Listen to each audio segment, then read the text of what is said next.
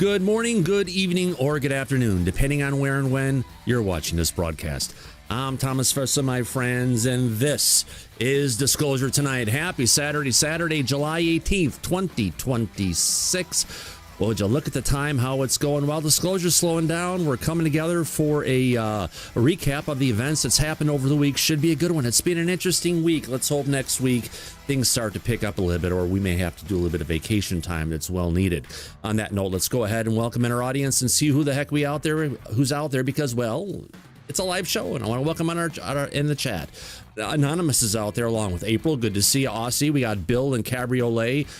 Daily Saging Donna is out there, along with D. Henderson. Eliza Teal's in the chat with Elvis, Grateful Benny, Julie Boyce, King Bull, Light Melinda, and Max Mendel. Would you look at that? Michael Drews is out there. Hey, Mom, how's it going? With his mom, of course. She's 97. She's one of our fans. I love it. Ms. Cossout's out there along with Perfectly Imperfect. We got Psychosomatic Insane is in the chat along with Sam, Scooby Dooby, Scott, and Shelly Montgomery. And thank you for that super chat you just threw out there, Shelly. I greatly appreciate that. We've got Super Unknown, the Truth Master, Wasteland Wonder, Wendy Joe, and of course, Yellow Tommy Tanker, also known as Andy. On that note, it's time for me to go ahead and jump in back and say those three words. Mike, how the hell are you? Oh, I'm doing well. And it seems like, as always, we have a lot to talk about on today's show. Should be interesting. Should be a fun conversation tonight, Thomas. Should be. Yep. You never know where it's going to go. Yeah, we had an interesting week. But got to be honest, disclosure news is slowing down a little bit this time. A lot of people are probably on vacation, except for us. Right. That's right. We're always on, and we're always working. Yeah, absolutely. All right, so I guess one of the first clips we've got here is Danny Sheehan in an interview we just put out there recently, where he's claims a recovered UFO craft. Let me get this up here, and I can bring it up as we're talking about it. Give me a second here. There, gotta love it.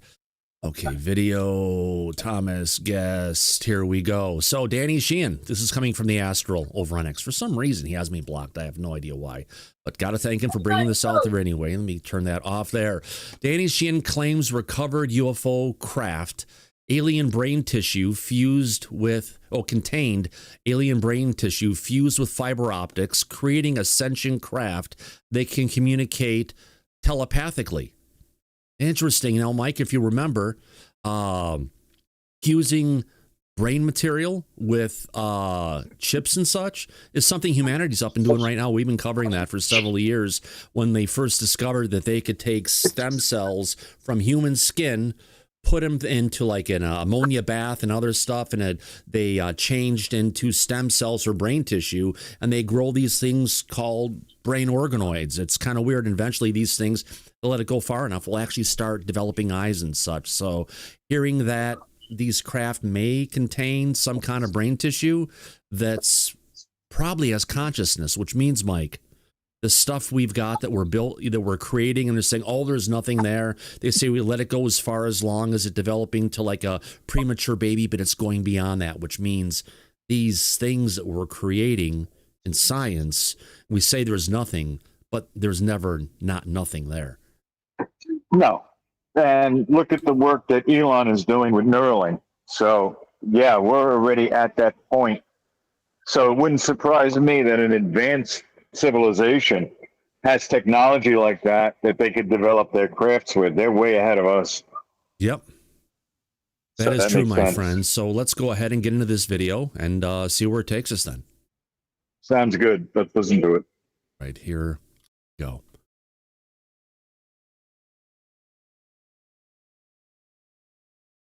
And to amount what they refer to as a kinetic program of actually trying to bring down UFOs, trying to develop some sort of scalar weapon where they could interfere with the kind of navigation of the UFOs to force them down and to take them captive so that they could have intact operational craft.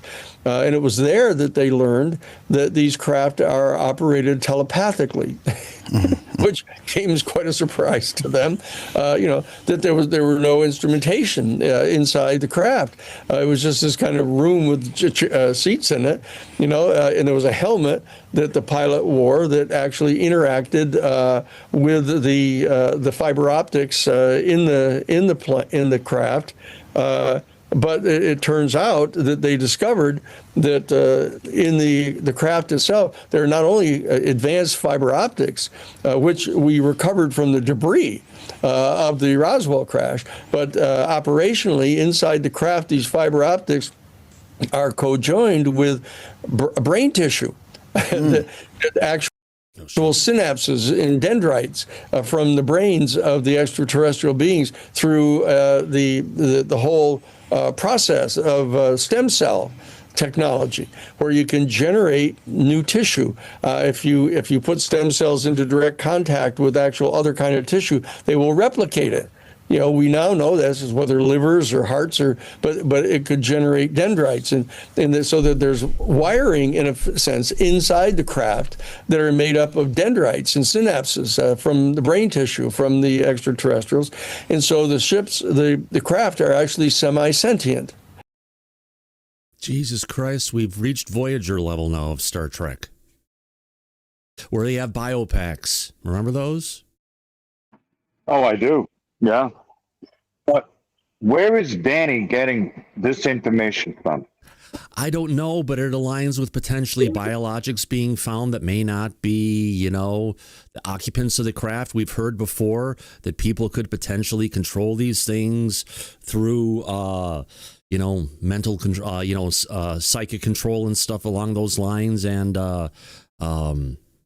I don't know where he's getting it, but we've heard potentially of the craft themselves from other people besides the ones who said they can connect with it, that there may be some kind of a fusion between a life form and the craft itself. So that's nothing new in the community about what he's describing. No, it's not. Right.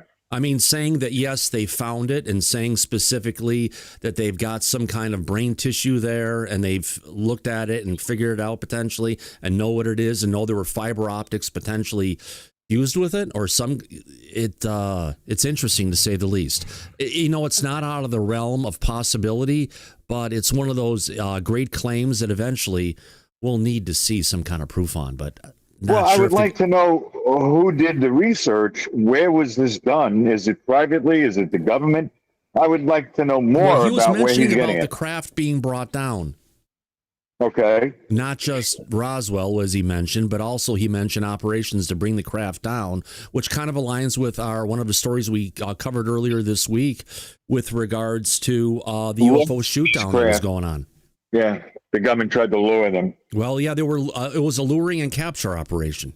Right. I don't think they had like a little box set up and they pulled out the little twig and it fell on the thing. This is something where they're going to have to shoot something at it literally and disable it and bring the craft down. Yeah.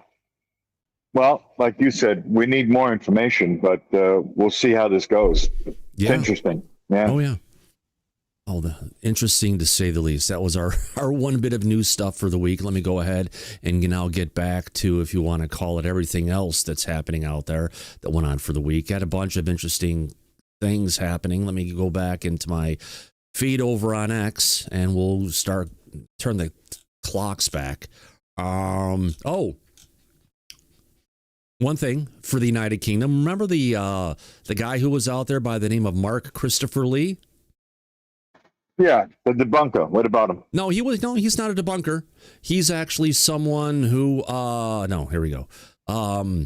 Went and predicted that Trump was going to have this big UFO speech on July 9th, and he came out about it, and then he was on top of that going ahead and asking for donations to go ahead and fund his movie that he's creating on Kickstarter. Yeah, the grifter. That's right. Yeah, so Mark Christopher Lee walks away from official disclosure. Mark is the guy that claimed that there was a Trump disclosure speech prepared. He said he still believes that Trump's UFO speech is coming, but he is stepping away from official disclosure. It's about time. Good riddance. Yeah. You know, there's a lot of people who come out there and say, this is going to happen. And a ton of people in the community always get all freaking excited and look to the date and count down the days, minutes, hours, minutes, seconds to the time that it's going to happen. And then when nothing happens, everybody gets upset about it. And the general way we take this on Disclosure tonight, everyone should know about this, I'll just say it again, is when promises are made, promises are not always kept. When they say something's going to happen, like the National NDAA, National Disclosure, what do you call it? UAPDA, the UAP Disclosure Act. They tried to get it for 3 years in a row, and they said, we're going to do it again. We have all this additional support to bring it out. And I was like, hold on, don't celebrate it, folks. Wait until it actually happens, and then we'll see, because there's a good chance it's failed 3 times before and it didn't happen. And now, you know, it sounds like it's failed a 4th time on the House of Representatives. Granted, it passed again in the Senate. But even though it passed in the Senate last year, Mike, it still never made it through reconciliation because the House pushed back. Right. Which has been happening time and time again. And we called that out. Oh, yeah. So here it is again, round 4. Of this shit. Yeah, I know. But, you know, what are you going to do? It's one of those things. Let me just go ahead and fix this. There we go. We look at it. We try to bring out the truth and what goes on. And just a lot of people are always going to be saying a lot of things. Kind of like Luna. Remember, Anna Polina Luna said, oh, we've got this big announcement coming from the government and the next couple, coming soon. What announcement? And this is like almost a month ago now she made this statement. Nothing. It's just, the perpetual carrot in front of the horse to get people to follow along. Keeping them engaged, keep them waiting for the next moment. It almost sounds like we're dealing with promises coming from Jeremy Corbell, because remember, he's also promised that he's going to go ahead, and if the government doesn't give us the information about crash retrievals and biologics, that he's got, all these files he's put out to 100 people, that if it doesn't happen, they're going to go ahead and bring it out. Which never happened, as always. Right. Yep. Wants to burn the house down, but forgot to find his matches. It's typical. Yeah. This is what always goes on. They say that the definition of insanity is to do the exact same thing over and over and over again, but each and every time expect a different reaction or a different answer. And that's how Congress has been approaching the UFO legislation so far. Who's running? It seems to be, Mike. It seems to be. I just found another video, Danny, that I had from last night that goes along with the interview we saw earlier today. And let me go ahead and bring this one up. It's a short little clip. It's direct communication. Coming from the New Paradigm Institute over on, apparently over on, where are they at? Over on a media platform. Let's go, TikTok, I believe. Here we go. Let's go ahead and bring this one up. And let's get to it. Where is that at? All right, here we go, Mike. Let's see what Danny has to talk about here. I believe this one, little insight is Danny Sheehan dropped the nuke. On Disclosure. Full disclosure would reveal a non-human civilization surrounding our solar system and our galaxy, with the direct communication concealed by the national security state. Interesting. So let's see what Danny has to say in this quick 36-second clip. Here we go. If, in fact, the full information that is in the hands of our executive branch about the UFO phenomenon are fully revealed, it will reveal that there's an entire non-human civilization that completely surrounds our entire solar system here in our galaxy that is being concealed from us by the national security state. And not only that, but there's direct communication going on between the national security state with this extraterrestrial civilization, and it's being concealed from us. Anybody who thinks that isn't of major importance to you in your generation is not paying adequate attention. Now, Danny tells some tall tales here and there because there's nothing to back it up. And a lot of times we've learned in the case of Lue Elizondo, Danny has dropped pieces of information he learned that ended up getting, biting Lue in the bass and biting Lue in the ass multiple times. Right. So this could just be something Danny's bringing up and just kind of talking about, but chances are someone of some kind of a higher level told him about this, and this could be completely bunk, or it could be something that's actually real. It almost sounds like a survey, Daryl. Yeah, it is a survey. Is it live or is it Memorex? Yeah. What is the truth? Memorex? All right. What is the actual question, though? Danny Sheehan's statement about Danny Sheehan RE, what do you call it? Aliens surrounding our solar system. In communication with our government. Gotcha. And comms with USG. Yep. Real? Yep. Or bunk?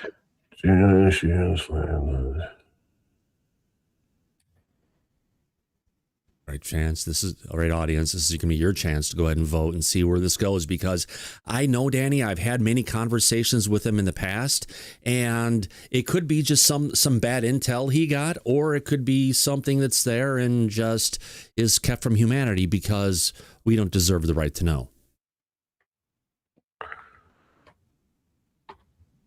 That means I need to get the sound of. Oh, fuck! I'm not going to load it either. I don't have the sound effects. Okay, well, I'll just go ahead and start it. All right, let's get dun. Come on, here we go. Survey is coming up. I would see it if I actually know. Was you start it yet, Daryl? Yes. There we go. All right. I guess you have to say, Danny Sheehan's claim that alien crafts surrounded the Earth and our government is in touch with them. Yes or no? Sounds Didn't good. really word It's that actually right. a solar system, but that includes Earth for that part. Would you look at this coming in? Oh, okay, Google. Set a timer for 1 minute and 30 seconds, please. Sure. 1 minute, 30 seconds. Yes. We're All right. starting Now. 1 minute and 30 Yes, we're seconds. known for our rapid fire surveys here on Disclosure tonight. And so far, would you look at this with 47 votes in already, 74% of our audience is saying, yes, they believe him. Interesting enough.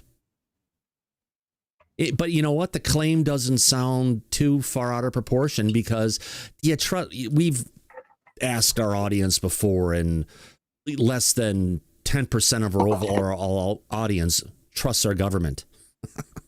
Right. So seeing that with just 54 seconds left to go, we got 68 votes in 69. I think we're going to hit that usual number of 77. Let's see if it goes farther. We got 47 seconds left to go to get there, folks. I appreciate your participation in this chat, because it helps us understand where the audience and where the community actually feels about this. And I would have to say that our audience rocks compared to other shows. They are really well informed, and they've realized how to take a lot of stuff that's bullshit and cover it, or just know what it is. So I don't think we're going to be looking at something as a content rated B for bullshit, but based on what our audience is saying, with 15 seconds left to go, hey, we hit that 77 number. We're up to 79. Would you look at that with just 10 seconds left to go? I appreciate that, folks. 5, 4, 3, 2, 1. By the sound of that buzzer, that means our survey time is up. Let me go ahead and grab that for posterity's sake and take a picture of that. We got it. Let's go ahead and bring this one up. Yes, coming out of it, our audience landed in at 73%. Versus 20%. I think that's a pretty good percentage, Daryl, out of 80 votes. And how many people do we have watching the stream right now? I think we've got 250 people watching right now. So it's a higher number than we usually get. Very good. Very good. Yeah, very good. So, all right, let's get out of that one. But, we haven't done this before. What I want to do different is we've had a bunch of surveys this week, and I think it would be good to go over them, just to go ahead and, if you want to call it, recap on what our audience, what our community feels about disclosure and where we're going based on the stories we've been bringing out. Okay, that's desk pictures. I need to get to pictures. All right. Come on. Let me go view icons. You zoom it up so I can see it, be easier to bring up. All right, we just had that one. One of the surveys we had up last night. No, this is wrong. Hold on. View. Where is it at? Viewers sort by date. You gotta be killing me. You're killing me here, Mac. View sort by date added. So I guess last night we did have a one of the so this one was correct on this particular. Oh, what the hell? What the hell, Bobby? I don't know. I'm getting something is causing an issue going on here, but I'm just going to ignore it at this point in time. I'm getting a little spinning wheel of death. All right. So one of the surveys we had last night, Gary Nolan completely is Gary Nolan completely personal and UFO. Is Gary Nolan completely personal and UFO out of the closet? Meaning that what he's bringing out is the truth and he's not hiding anything. Because remember, stuff came about cruises he was on in the past. And even Daryl said, you said it looked like fun. He liked to be there. I mean, everybody looked like they were having a great time. Who doesn't like to have a great time? Oh, exactly, friends. And the thing is, the reason he brought that information out is so people couldn't go ahead and try and blackmail him and say, you know what, if you don't do this or say this, whatever it is, we're going to hold this information against you. The next survey we had last night, here we go. Next one is let me shut this one down. Set that one down, bring that down, make it bigger so everyone can see. The other survey we had going last night is the Science Advisory Council an attempt by the deep state to put the genie back in the bottle. The one headed by Avi Loeb. 85% of our audience said yes, it is, because I think what we're dealing with here is a lack of trust in Avi Loeb, Daryl, and the people who put him there. I think the rest of the interweb people are figuring that out too. Yeah, I hope so. In our next survey, we had, when was this? Yesterday, another one we had going on. Is the Science Advisory Council, no, is that the one I just brought up? Yeah, it is. Why did I have it twice? I guess we did it twice. Once before and once after the show, after that. So let's bring our next, or I took 3 screenshots of it. Let's go to the next one here. All right. We had the story about Michael Shermer last night with regards to his calling out and saying Avi Loeb had said that no new physics. The guy's kind of a shyster. He tries to take anything that you say about disclosure and throw it under the bus. And no, even we're worried that 86% of the people wouldn't trust the guy to buy a used car from him. What else do we have except all my screenshots of CSS? All right, the next one we had was, what do you want to hear? Okay, so this is new. We've been having it on the show. We give you a choice. What do you want to hear next? Dr. Phil or Missing Scientists?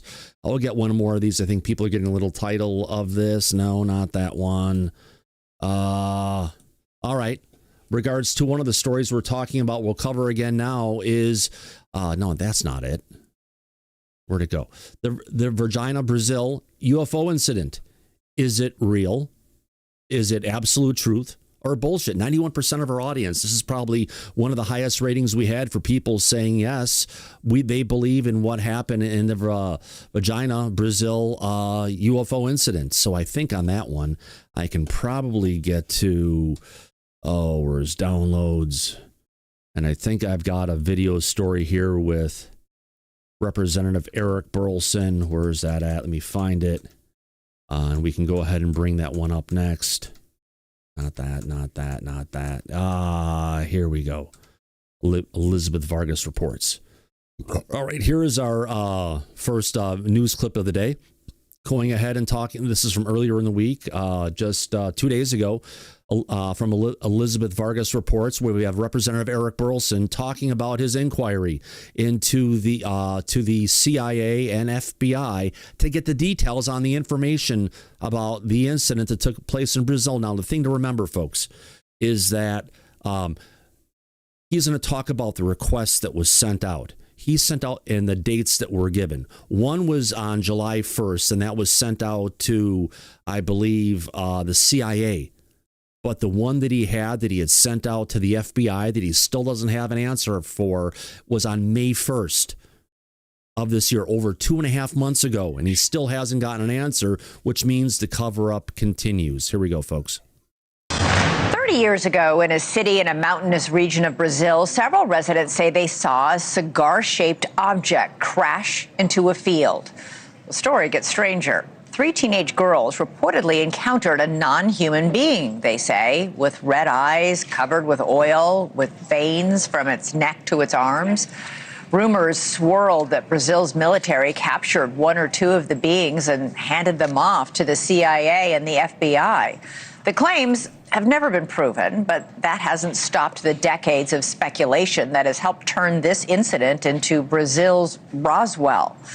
Now, 30 years later, the mystery is once again drawing attention. Witnesses and experts recently gathered in Washington to share their accounts and call for greater transparency around it. The first witness to speak was a man named Carlos. He says he arrived at the crash site and something bizarre happened. Nesse momento, estava. At that point, I was in the middle of the wreckage, and I picked up a lightweight fragment resembling aluminum foil. I crumpled it in my hand, but when I let go, it instantly resumed its shape. Another witness was a doctor who claims he treated one of these non-human beings, an apparent survivor of the crash. He said the moment he saw it, he knew it was not human. Its serenity and powerful presence led me to believe it had a very high level of intelligence and perception, higher than human beings. Missouri. Okay, I got to bring this up. If you have something there that can't talk, can't communicate, is something that just looks strange like you have never seen it before. Daryl, how could you jump to the conclusion that it's more intelligent than humans are? Yeah. I don't know. I guess some people will just do that. Who knows? Exactly. I mean, I don't think they tested the alien, but I mean, I don't know. Maybe there's some sort of psycho thing going on there. There could be. And you know what some people have said is they don't think this creature actually was one of the things that was in the craft or flying the craft. They think it's something that they actually had that escaped from their particular craft when it was brought down. So here we go. Republican Congressman Eric Burleson attended the event where Carlos and that doctor made those extraordinary claims. And then just last week, the congressman asked the FBI and the CIA to release any records they have related to the case. I had the chance to speak with Congressman Burleson about why he thinks more answers are needed. Congressman, this is arguably one of the most infamous and controversial UFO cases. It's known as Brazil's Roswell because of all the conspiracies and fascination around it. First of all, have you heard back anything from the CIA and the FBI after sending those letters last week? I've not heard back directly. Whenever I first heard about this incident, James Fox came to the Capitol. He brought some individuals with him from Brazil. I got to meet the physicians that were at the hospital. I got to meet the gentleman that was there whenever the crash first happened. And so I got to meet people, and I couldn't speak their language, but we were able to hear through a translator their firsthand accounts, and that was very interesting and compelling, especially for some people that are risking their careers to come forward. And at that time, there was a press conference, and some agents from the FBI came up to me and said that they would be happy to investigate this event, and requested that I submit a letter. So we did that about a year ago from that press conference, and then now we're following up with not only now that President Trump has issued his statement. I think that there's a renewed energy on this topic. So we sent that letter to not only them, but the CIA. Yeah, when you talk about meeting with the doctors, the Brazilian doctors in this case, one of these doctors says he treated some non-human life form that was injured in the crash. He said it sort of looked like a small child with a teardrop-shaped head, and that it seemed to be intelligent and grateful for the medical attention. Yeah, it was. That was what his account was. What I found interesting is that he said that the way the alien didn't speak to him, obviously, but he could sense from the alien that it was grateful, but also that the alien was, in essence, placating us, that it thought it was almost cute that we were trying to provide health care for it. And so that was something that I took away from his testimony that I thought was interesting. How believable did you find these witnesses? You know, they've got a lot to risk. I mean, when you have someone who's a surgeon, who's a medical professional, who could lose his license, he could lose his ability to practice, he could be fired from the hospital that he's working at. That's really compelling. We also we heard from someone who was who does testing, who was testing the blood samples of one of the individuals, the military personnel, that they said that he expired because of a interaction with either the craft or the alien. And so that individual had tested and found that there was a type of bacteria or a type of microorganism that was unknown, that they could not identify, that was related to that individual's death. This is one of the soldiers who arrived at the scene, a Brazilian soldier who arrived at the scene of the crash. There were several, but one of them who actually went up and touched the craft or touched these beings later died. We don't know, or did he tell you we just don't know what that bacteria is? That's right. They couldn't identify the bacteria. So that's one of the things that we've requested, is that the Hold on a second, Daryl. If they couldn't identify the bacteria, that means they took samples of it. And they tried to go ahead and look at it under a microscope. Right. Try and figure out what it potentially was, and they couldn't identify it. If they had something that killed someone and they couldn't identify what it was, do you think they would just go ahead and destroy it, even if it's in Brazil? Or do you think they would actually go ahead and actually take this thing, put it in the freezer, and keep it because it's an unknown pathogen of unknown origin that killed somebody? Yeah, they would have to do that. It's standard procedure. Procedure in Brazil? Standard procedure in medical field, and these doctors all train. But it may not be in medicine. It could be in Brazil. It could be standard. It may not be, but it just seems like, I know Burleson's going to talk about wanting to exhume the body, but I tell you, if they go ahead and try and exhume the body, when they're going to go there and look, they're not going to find it. So wait, we're talking about South America, right? Yeah. Mm-hmm. Okay. You don't think that they have people traveling out of Africa that come in with Ebola and other infectious diseases? They have no medical protocol how to deal with it? I think they do. But I haven't heard any of these doctors discussing, as soon as they drag this body in, and let's not leave out the fact that what was the witnesses describing about the creature, those girls? Oh, they said that it had a huge stink. It was like sulfur. It was like standing in a sewer. So they would have trouble breathing, anyone that would be in a small room with one of these objects. Contained in the hospital. They said in the hospital that it was, people were complaining about the smell. Look, then they should have isolated it immediately, and they didn't talk about doing anything like that. Nothing. No isolation. It doesn't. Some things just don't make a lot of sense about this story. That's all I'm saying. This is was this the 80s that happened? 96, mid-90s. Actually happened in 96. Okay. Yep. Yeah. No, they knew how to deal with infectious diseases. Horrible smells in a hospital. But none of these medical professionals said, yes, we had to quarantine that section. We had to lock the room off. We had to wear biohazard suits, which they had long before the 1996. But no one mentioned that. Nobody. Was, from what it sounded like, from what they were saying, no one was wearing biosuits dealing with this stuff. No, nothing. Plus that soldier that grabbed the alien and put it inside the trunk, the vehicle, put it in the front seat with him. Oh, wow. Yeah. They didn't talk about, he dropped dead. They gave him all different kinds of antibiotics from what I remember. And none of it seemed to work, and he died. They didn't deal with that as a serious issue at the time. A lot of this just doesn't add up to what's been told about what happened. I would like to know more as far as how they handled an unusual situation like this, as opposed to the way they're putting it out there. And they could exhume the body, but we're talking 96 to 2006. What are we talking about? 30-something years? Yeah, 26? easily. Yeah.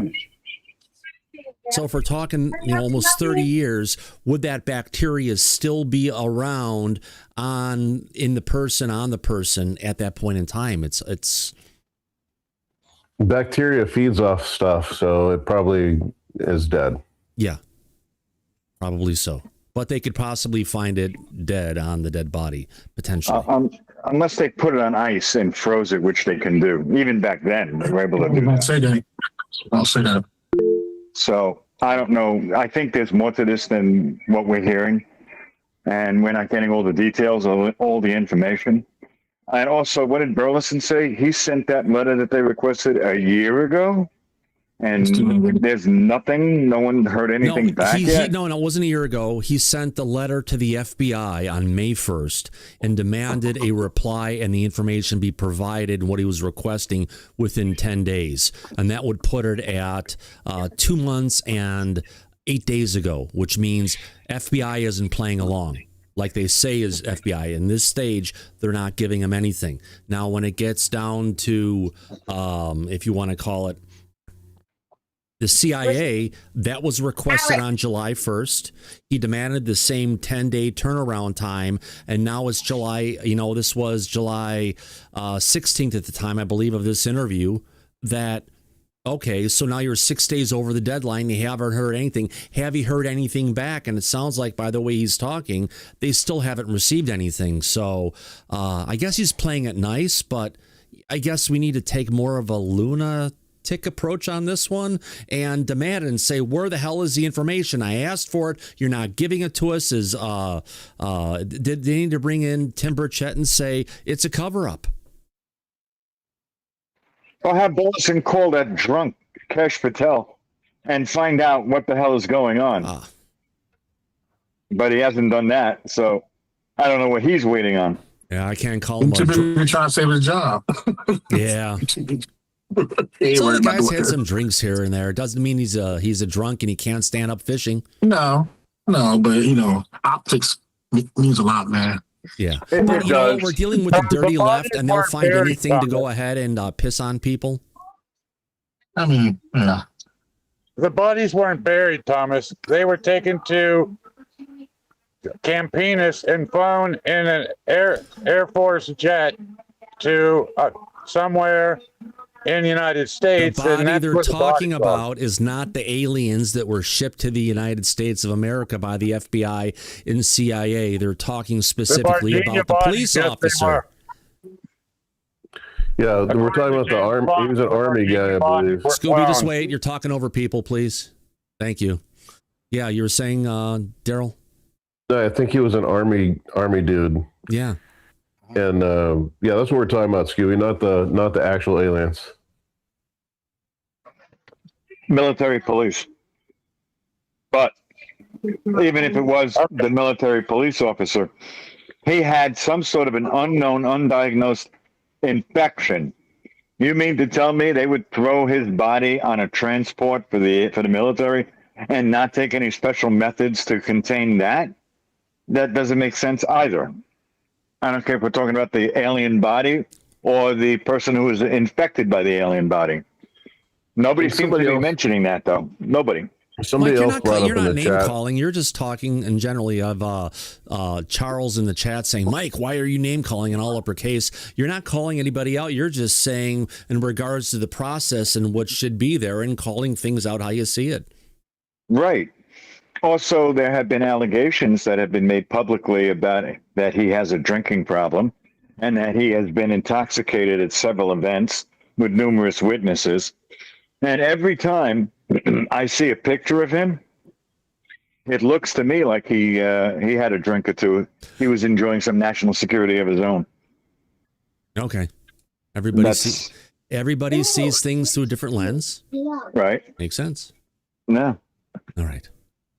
On that note, let's go ahead and continue on. We've got about a A couple minutes left in this interview. Here we go.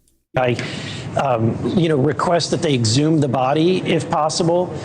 We have contacts with the Brazilian authorities, and that's something that we're exploring. Also to see if that material that was tested, if that's been retained in any way. You have described yourself as dubious when it comes to UFO conspiracy theories. You are not one of these people running around saying there are aliens here and we need to investigate more because I believe in it. I mean, you have been very, very careful about withholding any judgment. How believable? I mean, it sounds like you found these witnesses to be somewhat credible. Yeah, and in general in this topic, I find that people believe what they experienced. I just am not someone that's going to believe it until I experience it myself. And so I don't think that people are purposefully trying to come forward and lie. I think that their motives are pretty honest. But at the end of the day, I'm in search of the truth, and I'm not going to stop until I get the cold, hard facts or the materials in my hands. And I think that that's what the American people want. Look, we've heard a lot of narratives and a lot of stories, and they make for great stories, but that's about where it ends. And I think that I think that the public wants and deserves someone that's going to pursue the real hard facts and the truth. The witnesses that you spoke to have long alleged that the United States government arrived on the scene of this crash, of this non-human spacecraft, and took the remains or this living being with them. If that happened, the CIA would have to know about this, right? One would think, and so that's one of the things that we're requesting is the flight logs to identify any U.S. military or any government planes that might have flown into that region during that window of time. We're requesting any kind of any records whatsoever that might point to any validity or validating of this story. Because so far you don't have anything to validate what these witnesses are telling you. So far, we've not heard back from the FBI or the CIA, but I do think that I do know that they are looking into this and they're doing their own investigations. All right, Congressman Eric Burleson, I sure hope you hear back from the CIA or FBI soon. I know you sent those letters to the directors of each of those agencies on July 7th. It'll be nearly a week. Okay, it's July 7th. Hopefully you'll get an answer soon. Appreciate it. We'll let you know, Elizabeth. We'll let you know as soon as we can. Thank you for watching. Subscribe below and download our News Nation app right now on your phone. News Nation, always great getting some feed from them. Let's see what else we have in our cache of files we played from earlier this week. I download those. Bunch of things here to play. All right, let's move on. We go back to X and take a look at what we've got here. I need to get to Brave because that's where all my content's at, to what we're going to be bringing up. All right, we covered Danny Sheehan talking about stuff. Give me a second. Let me get their next piece of data up. We've got, all right, this was a big story yesterday. I guess we can cover this again for those who are joining us tonight. This was a big issue that we were running into. Not that one. Not that one. Where is it at? UAP GERB. We've got that one. That one. Come on. It's got to be here somewhere. I know we were talking about stuff with regards to, here we go. Avi Loeb was recently, not Avi Loeb, Michael Shermer, who's been a founding member of the Galileo Project from Harvard University, and also one of the founding members, I guess you could call it, of the UAP Science Advisory Council. It's been put together by the White House and with recommendations coming from ARO, unfortunately, and maybe some deep state elements within the Director of National Intelligence's office. We've got a clip here of Michael Shermer disclosing how Avi feels. Now, there's been redactions that have gone on. None of the redactions line up with each other. And what we really need is actually a transcript of what actually Avi was saying, because it would prove the truth of what's going on. But coming from someone who looks at disclosure and everything, it just comes down to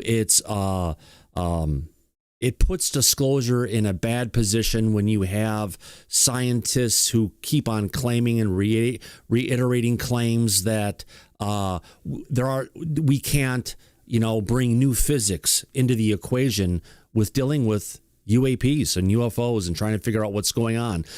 Case in point, Avi have said, and as well as Michael Shermer, that a craft that's at 80,000 feet dropping down to 50 feet in a 3/4 of a second is impossible, because the footage doesn't show the craft itself going ahead and bursting into a fireball, which, if they advance physics and different ways to move, not in our atmosphere, but have their atmosphere gravitationally wrap around the craft, there's other things that are out there that could happen. But if we have scientists who are looking at this from a scientism kind of perspective, where they believe science must be maintained, we can't go outside of the box and treat it like a religion, that's an issue, because that's what science is about, I believe.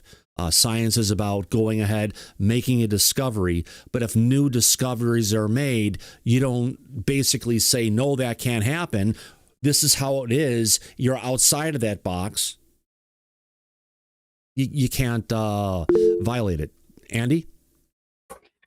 Yeah, so the likes of Avi Loeb and Shermer, do they not ever change their mind on any of the especially Avi's a theoretical physicist, so is he completely dead set in his thinking? You would expect, he would change his mind. He's given a walk back of the statement. He's like, no, here's what I said and here's what I really meant. However, Shermer also commented back on that and said something else than what Avi said. So there's this back and forth between the two, if you want to call it debunkers, trying to cover each other's trails. So let's get into this. Yeah. Hang on a minute, Thomas. What I was saying is, Albert Einstein, he frequently changed his mind. He was always rethinking his own laws of physics and everything. So, if Einstein could reevaluate everything he was talking about, I find it hard why they can't. Yeah, Mike, we talked about this last night, even on the phone yesterday, regarding Einstein. I mean, he came out. When did he come out with his theory of 1912 for the theory of relativity? And people were like throwing him out with the baby in the bathwater, basically saying you're crazy. It doesn't work that way. Look at the established science. Was in full effect. Right. That's always been the case. Even as recently as with Graham Hancock. And what he discovered, they are pushing back against archaeology. Doesn't want to think that there was advanced civilizations that built cities tens of thousands of years ago that he discovered. So scientism has been prevalent in the scientific community for the longest time. This is nothing new. Yep. They have their pre-established paradigms that they want to work within. If you go outside of it, that's voodoo. Oh, they push back. Oh, God. Mm-hmm. And that's what we're going to see Shermer do here in the podcast that was from with Dr. Brian Keating. Here we go. Yeah, hold on. Strikes the right. Hold on. Let me get this up here so we can all see it. All right. I'm going to refresh it one more time. Strikes the right balance between open-mindedness and gullibility. Don't be gullible, but be open-minded, but also be skeptical. And their emphasis on... Hold on. We need a little bit more context on this. Here we go. In metallurgical isotope ratios that are anomalous. What happened, Michael? Did they get a big bag of Harvard money? And no, there's no money. No, this is all voluntary. There's no money at all. Same thing with the Galileo project. I've been on it since the beginning, and I just do it because I'm interested in the topic. I think Avi strikes the right balance between open-mindedness and gullibility. Don't be gullible, but be open-minded, but also be skeptical. And their emphasis on data and evidence, not stories. All right. I mean, we just had our first meeting today. Avi started right off. No more stories about people who know people that touch the aliens or whatever. We've all heard these. Okay. And no new physics, right? So you'll appreciate this because you're a physicist. Right? I mean, it's like people are always talking. Avi, people are always telling me about the aliens are going to give us new physics. No, there's no new physics. Okay, so forget that. I mean, maybe they do, but that's just too far off. Maybe they do, but it's too far off. Why do you slough that out of the way? It doesn't make sense. Well, that's because right after he said that publicly, he got notification from Avi Loeb telling him, "Shut up, schmuck." And he had to then retract that statement, if you remember. Sometimes his best friend is his worst enemy. That's been known to happen. Oh, yeah. Here, let's play some more of this interview. It's a good one. Here we go. The radar here, but I'm not the enemy. I mean, I have a bet with Avi, $1,000, right? By December 31st, 2030, we won't find aliens. He says we will. Okay, I hope he wins. I would like it to be true. The aliens are probably out there somewhere in the cosmos. Run the numbers in the Drake equation. He's like, yeah, okay, they're probably out there. But have they come here? Okay, so I think that's a far less probable proposition. We don't know for sure. Let's see the evidence. Okay, so when Avi puts together this team, it's like, yeah, sure, I'll do it. He described me as the advocatos diaboli, that is the Catholic Church's version of the devil's advocate, which they employed to debunk all the miracle claims in the Middle Ages. Everybody had a... Hold on a second here. I just want to get up a definition of devil's advocate. Give me a second. Oh, give me a second here.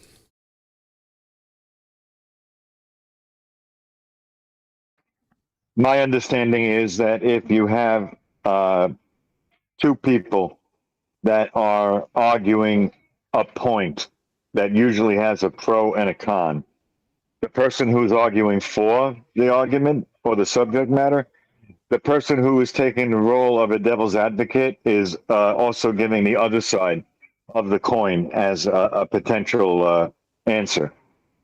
So that's right. In the vernacular.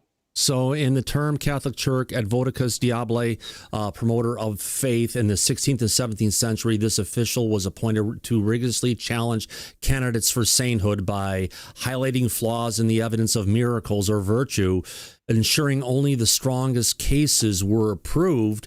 But Shermer seems like he's a lot more of just being a debunker, a denier, someone who, if you want to call it, is pathological skeptic, like you found the other day. Skeptic, right? Mm-hmm. Yeah. Someone who was dogmatic versus, pathological skepticism or pseudo-skepticism is where he's at. Right. Yeah, exactly. I think that applies to him as a textbook definition of what he's putting out there. Absolutely. All right, here we go. A piece of the true cross. These were holy relics. Everybody had the blood of this saint and this other person and so on. Okay, they know most of this is just bullshit. And they debunked it themselves. The Catholic Church was a primary skeptical debunker of miracle claims. What about the Catholic Church when they were going ahead and taking people like Galileo and putting them in prison because the Catholic Church was going ahead and saying the universe and everything rotates around the earth, not anything else? They put him under house arrest. Yeah. Locked him in jail. Yep. In the Vatican. Because they didn't want to entertain the idea that something other than their scientific or scientism beliefs and how things worked at the time, they didn't want to go against it. And look at all the times that they were guilty but covering up for the pedophilia that was rampant in the Catholic Church and probably still is in many countries. Right. So when they were, it's a cover up, and they usually, to cover it up, use terms like no new physics to Galileo. Yeah. Which is really interesting because, Galileo, that's the name of Avi's project as well. Go figure. Exactly. All right, let's go ahead and play this. Here we go. Now, they still hold out, but there was this one, so we're going to give Mother Teresa, her sainthood, that kind of thing. But for the most part, they're as skeptical as I am. So that's my job on the team, is really just to be. Catholic Church is as skeptical as he is, man. That is just a pull. Mm-hmm. Be a good skeptic. And of course, any good scientist is a good skeptic. We start with the null hypothesis. That is, your claim about something is not true until you prove otherwise. The burden of proof is not on scientists and skeptics to debunk every particular claim. The burden of proof is on the person making the claim. I have a theory of everything. I think Einstein was wrong and Newton was wrong and Hawking was wrong, and here's my theory of everything for physics. Okay, so when the National Academy of Sciences Ukraine brought out their papers about observing objects in our higher upper atmosphere that they called, what do they call them? Cosmics, because they were bright and brilliant. And phantoms. And phantoms, which were in the lower atmosphere, but they were moving fast, like hundreds of thousands of miles per hour, and they were able to capture them on different telescope arrays, from 2 different telescope arrays focused on the same area in the sky, and they're able to determine their speed, their velocity, what they were going toward, their angle, their movements and everything to that extent. And these were the telescopes that are usually pointed at the sky, Mike, to watch for meteors or asteroids that are incoming to the planet. So they repurposed their technology. They found it. They put out a groundbreaking paper that we covered back at the time. The day after that paper came out, Avi Loeb drove 8 hours plus from Washington, not Avi Loeb, Sean Kirkpatrick drove 8 hours plus from Washington, D.C. up to Boston, where Avi Loeb is at, right? Right. And supposedly arrived on his doorstep unannounced, rang his doorbell, and collaborated with Avi to go ahead and kick out a paper for the very next day to go ahead and for them to debunk what was being seen in Ukraine. Yet when Ukraine responded, came back with the answers that Avi was looking for and gave him the information he wanted to see, Avi would not look at and would not comment on that paper again. But that's what science is about. It's about, okay, here's a finding. Someone says, no, it can't happen because of this. And then you go back and say, well, here's the information you want. But Avi definitely tried to go ahead and just shut this whole thing down. And he also, did similar stuff with the Tic Tac incident, saying that, it could never have happened. We talked about this earlier in the show, because the objects at the speed they move, they'd have to break the sound barrier and they would turn into fireballs because their movement was so fast.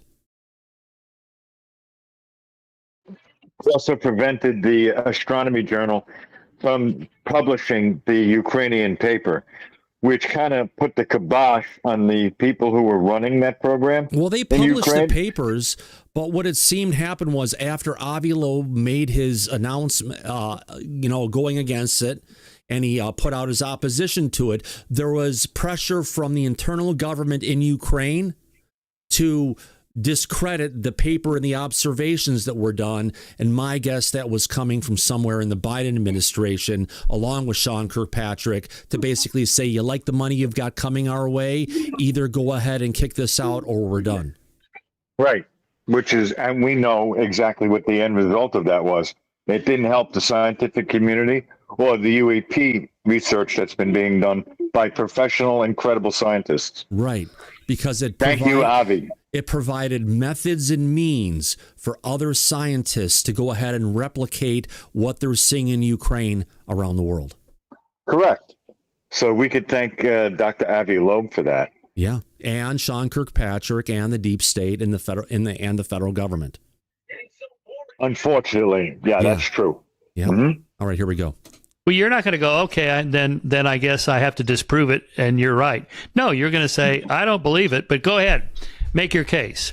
And we're having a conference next week, and all the top physicists will be there. Why don't you come and present your case for us, and we'll judge how well you did. In the same way that all the people that made a claim that they had a miracle cure for COVID, the FDA doesn't just hand out approvals of new drugs. You actually have to present the FDA your evidence.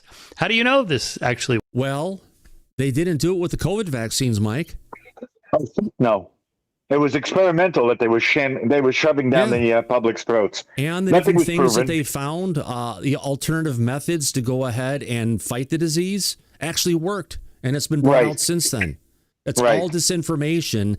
And he's, I'd almost say he's more of a disinformationist than he is a skeptic, because he literally takes false narratives and he promotes it. It's just, ivermectin. Thank you, Sam. Oh, yeah. No, you're right. And those are good points. And he's really killing his credibility. and Avi Loeb's and the scientific council is taking a hit because of this, with their involvement. It's bringing unnecessary controversy to an already controversial enough topic. Right. That doesn't need to take hits because of the bullshit that they're putting out there. That's right. There we go. It works.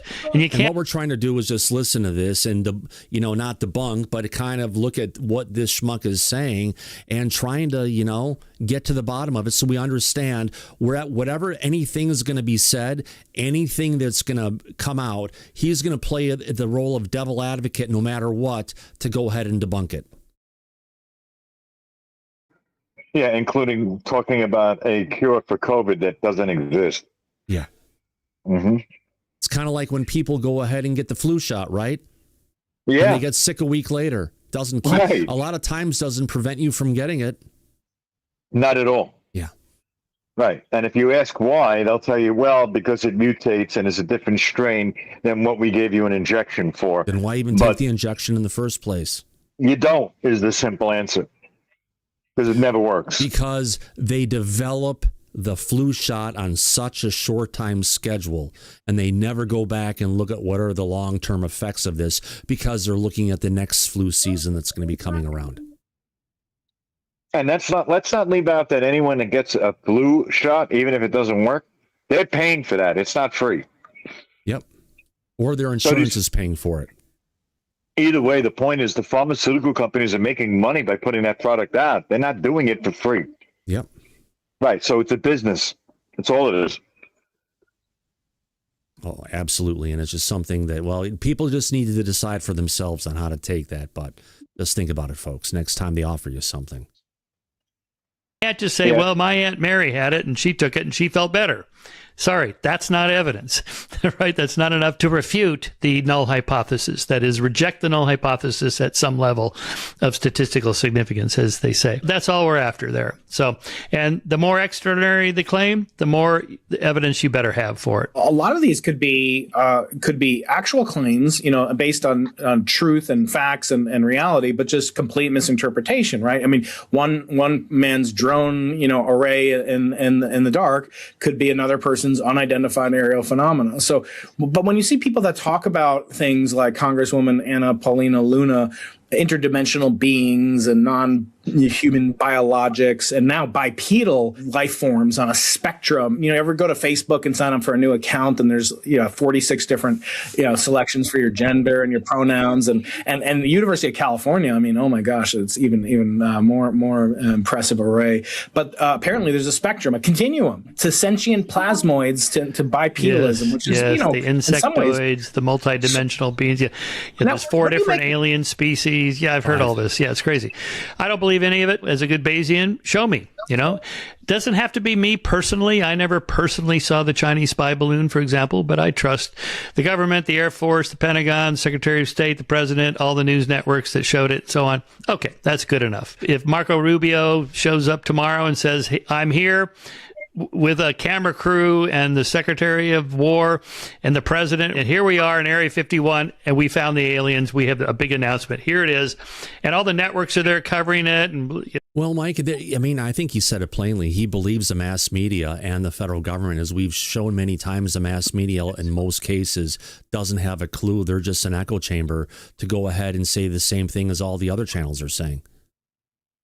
Oh, there was videos of, I think, 150 different independent news channels that were reciting the exact same script word for word. Oh, yeah.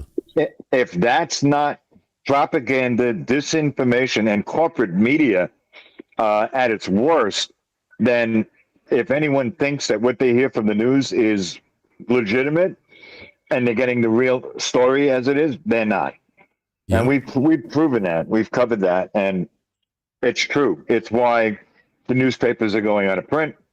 It's why people don't watch mainstream media news as much as they used to. And they're going for independent news like what we do here on the show. Oh, absolutely. Well, in this next piece, Mike, we're going to jump out of Brian Keating and get to something from the Northwestern University. They've got a new thing called a Phantom Twist, a new drone that spins up to 25 times per second and makes it, somewhat, from a distance invisible. So let's go ahead and watch this. This is new technology that's coming out from the universities, and let's see what they have to say about it. Here we go.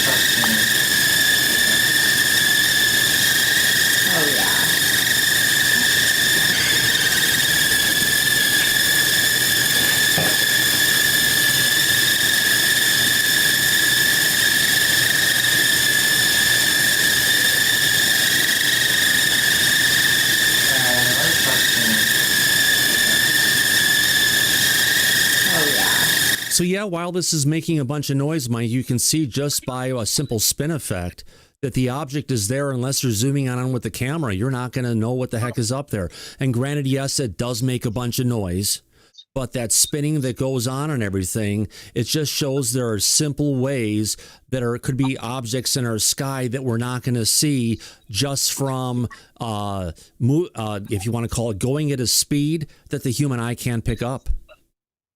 Right. But it's only spinning at what, 25 revolutions per minute? Per second. Oh, per second? Yeah. Okay. Well, look, I can tell you this.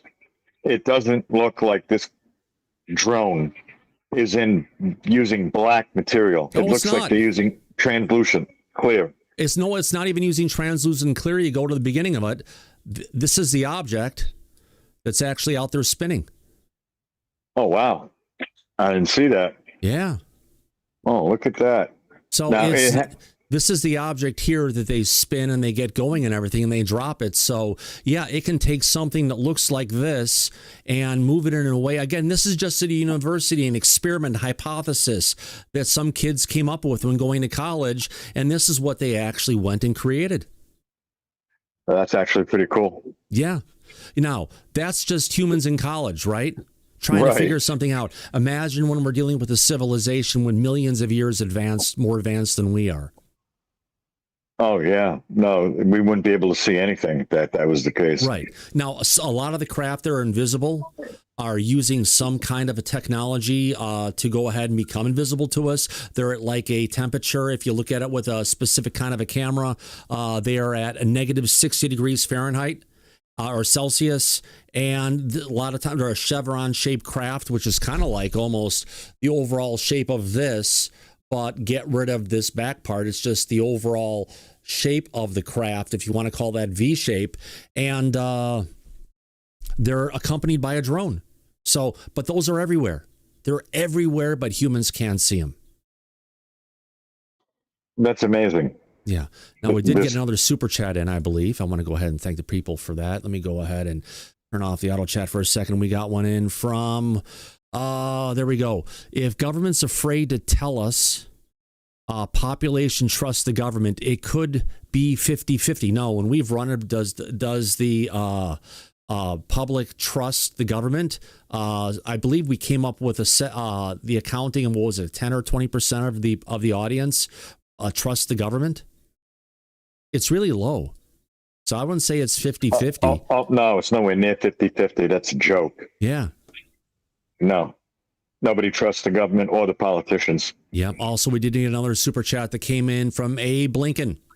I think the general, well, actually that is a 50-50%. So the other one said, is the government free to tell us the possession of bodies, paranormal phenomenon is real and can happen anytime, anywhere because they're not really here? Well, maybe, yeah, they don't want to tell us that, because if they told us everything all at once, everyone would freak out.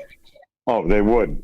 They would be ontological shock on a grand scale. Yeah. Banana Booey had said also we need to boycott these grifters until they act. Yeah, I agree with you completely.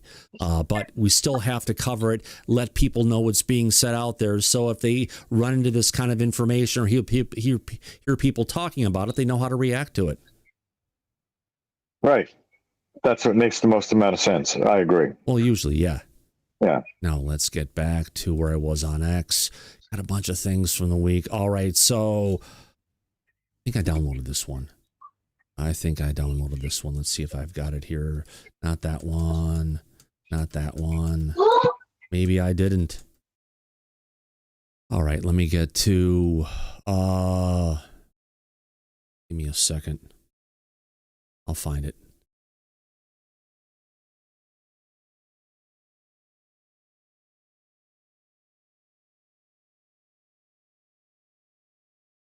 From the Hill, 440, 438. Let me get to media. Dang it. All right, this one.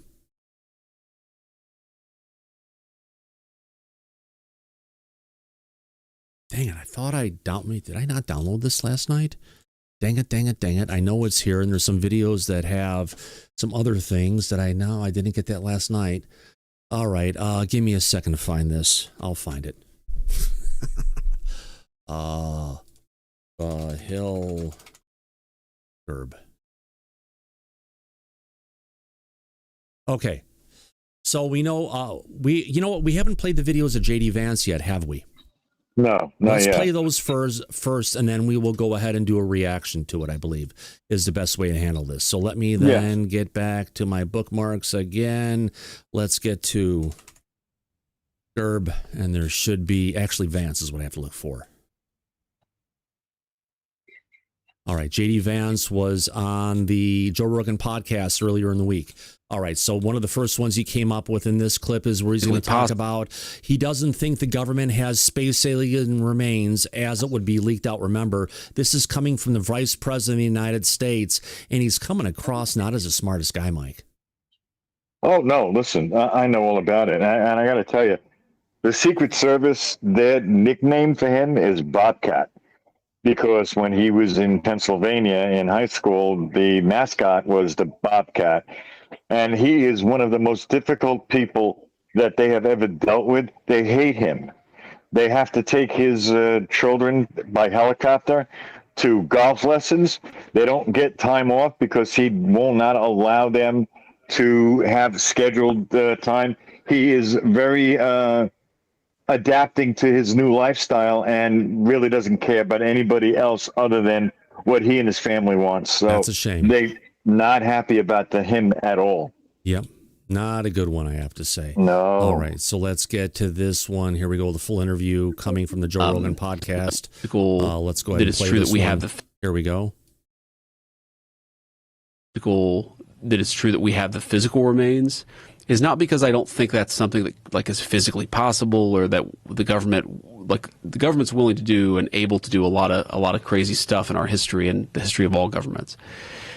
I am skeptical of the competence. I actually made this point to Dave when we talked, and I think he's a very interesting guy. So I don't mean to insult him or say I disagree with him about everything, but I made this point to Dave when we talked. It's like if we have literal space alien remains in the custody of the United States government, there is no way that wouldn't get leaked, that wouldn't leak out in some way. Well, it has leaked out anecdotally. Well, I guess that's the counter argument. Yeah, but I think it would you know leak the out Nixon more story? than The Nixon Jackie Gleason story? No, I want to hear that, but like with cell phones and every way that we have, like it's plausible to me you could hide that in an era where you have to have a giant camera the size of these antlers in order to take a photo of something. But dude, I can take, like you have cameras now that are like literally this tiny.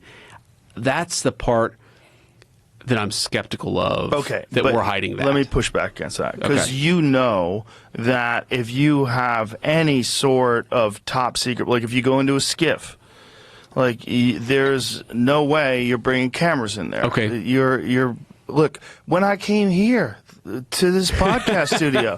They had a dog check my truck. And it's your they had studio? To pop my trunk. Yeah. Okay. Like I'm going to blow up my own studio? Yeah, but okay. So you know what I'm saying? But the counter argument, though, is they check that stuff on you. They don't check that stuff on everybody. Everybody here, they did. Everybody here. But Yeah, I'm saying so, but if all there's you a need, place- all you need is one official with like the highest security clearance.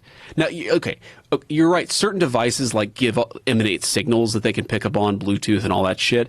But to have access to go into a room where they have these things, and they did have these things, I guarantee you they're going to make sure no one's got anything.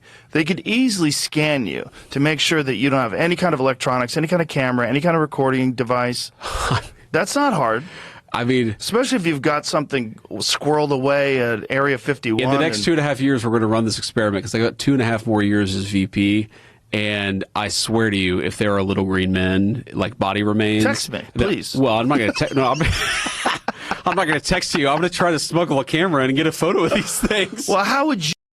So he's right here going ahead and disclosing in a joking manner, Mike, that he is going to go ahead and violate national security to take a picture of the aliens, if it's shown to him, rather than saying, if I see it, I'm going to do whatever is necessary to go ahead and bring forward the truth.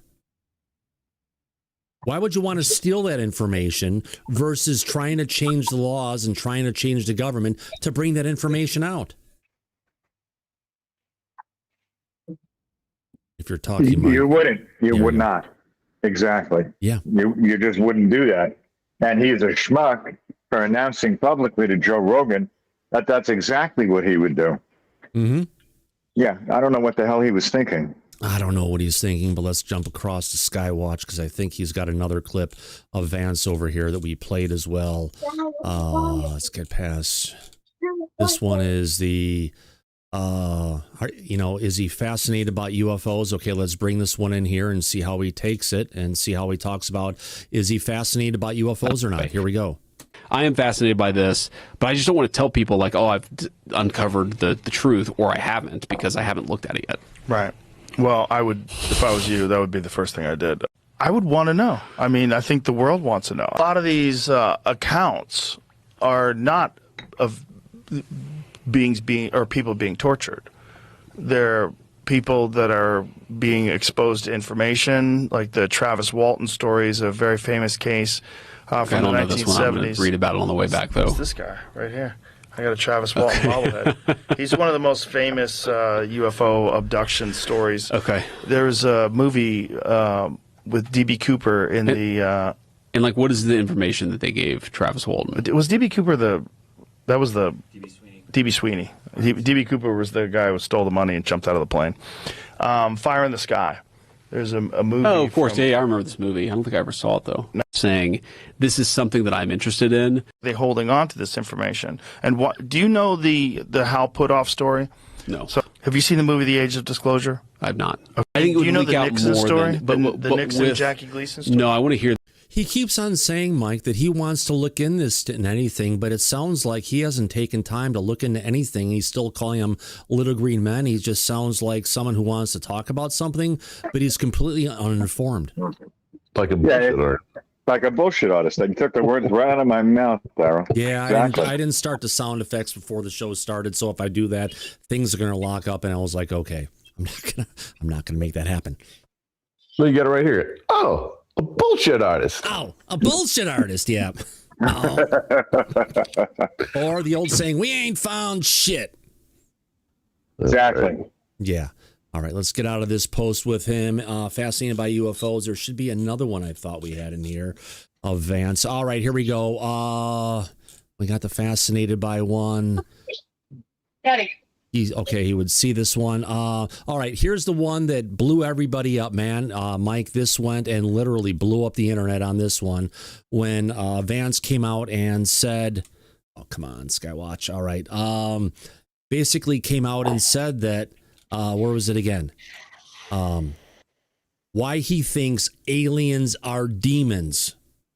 So the vice president of the United States thinks that aliens are demonic, and if we have a UFO and there's aliens that are in it, that are malevolent, meaning they're bad, that they should be considered demons as from the Bible. Right. So I guess no one bothered to tell him that if you have a mythological existence of an entity like God or the devil, they don't need a starship to transport themselves around. Yeah. When does God need a starship, right? Exactly. He doesn't, is the answer. Neither does a demon. It scrolled when I deleted a button there. All right, let's get into it. Nothing like editing CSS live on the show. I don't like the button showing. Delete it. You can do that, folks. It's pretty easily. Called inspect and delete. There we go. God damn it. Doing it again. Bullshit. There we go. Let's get into this. It's not easy, folks. It's a technical problem I go through. It's a very technical pipeline, but it looks good in the long run. Yeah, I make mistakes, but let's have fun with it. Here we go. This could all be fake. That's a possibility. But if it's real, is there really a meaningful difference between an angel or a demon and a space alien with super technology? To our perception, they would largely just look like the same thing. I think we're capable of nuance, and we're capable of understanding that human beings are far more complex and evolved than chimpanzees. And we could imagine a world where if we don't blow ourselves up and there's not a nuclear bomb and we don't get hit by an asteroid, if we live another 1,000,000 years, that we would have technology that's indistinguishable from magic.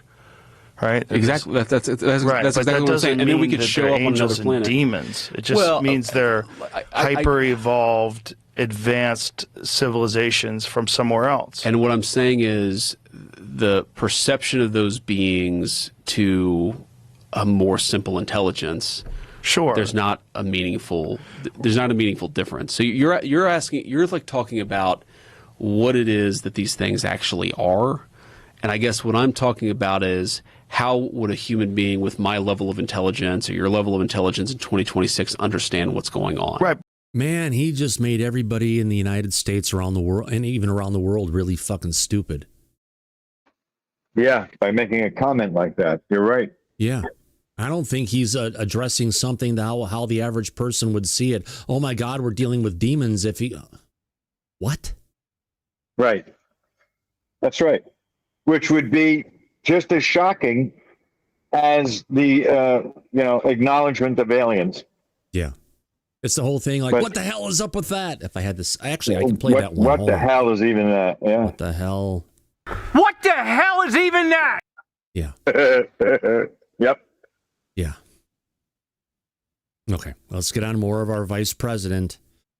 Okay, Democrats, you don't like Trump. You really want this guy, if something happened to Trump, to be our president? Just think about it. Just putting it out there. Which would be worse? There we go. It's like Dan Quayle becoming president. Back when Bush was around. I think that would be worse. Yeah. Potato. God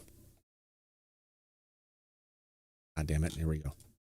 But from a biblical perspective, there's a very big difference between a demon and a hyper-intelligent being from somewhere else. I mean, a demon or a hyper-intelligent... Well, a demon or a hyper... it's just like, why the side? I mean, a demon or a hyper-intelligent, malicious... If demons are real, if there really are dark forces in the universe, and they're disembodied dark forces, these things that exist, yes, and then there's also powerful light forces in the universe, that they don't have to be mutually exclusive to the concept of hyper-intelligent other species. Absolutely. When you're looking at an insanely vast universe. I don't think they have to be, but I think that it is interesting to me that for most of human history, we would have understood supernatural, hyper-powerful, hyper-knowledgeable things as sort of celestial or celestial. We would have thought of a cell phone as being sorcery. I mean, that doesn't Maybe mean it it's is. sorcery. Maybe it's not. Maybe it's just technology. That argument doesn't make any sense to me. Well, and this is not discounting the possibility of demons or discounting the possibility of angels. Well, I guess I understand your point conceptually. I don't actually disagree with it. So I don't think we're saying something different. That, you know, metaphysically, there could be two separate things going on. There could be there could be extra Earth, outside of Earth space aliens, and there could also be angels and demons. These could be two totally separate things. One could be true and not the other. I totally concede and agree with that point. I guess what I'm saying is it's a distinction that is conceptually interesting to me, but if a space alien with like superhuman technology comes to the Earth and has malicious intent, I don't know how I'm supposed to tell the difference between that and a demon. If they have malicious intent, but I mean, are they going ahead and what do you call it? Taking over people where they have to go ahead and create exorcisms. I mean, that's what the New Testament talks about. It's, you know, it's central to Jesus's ministry for exorcisms and spiritual warfare. How would a non-human intelligence that was coming here, not attacking us on a spiritual level, but on a biological level, how could that be? I guess it sounds like he's just got a rough working vernacular of the ancient, you know, the Old New Testament and New Testament, and he's just kind of spinning it, Daryl. Yeah, I don't think he knows a lot about that. Bible, aliens. I'm just wondering what the hell he really does know. I mean, it doesn't seem like Mama taught him everything he really said Mama taught him. Well, he's born again, though. So Mama didn't teach him anything. Oh no, Mama was his. That was his rock. That was his mom. Yeah, but yeah, his grandmother. Yeah. Okay.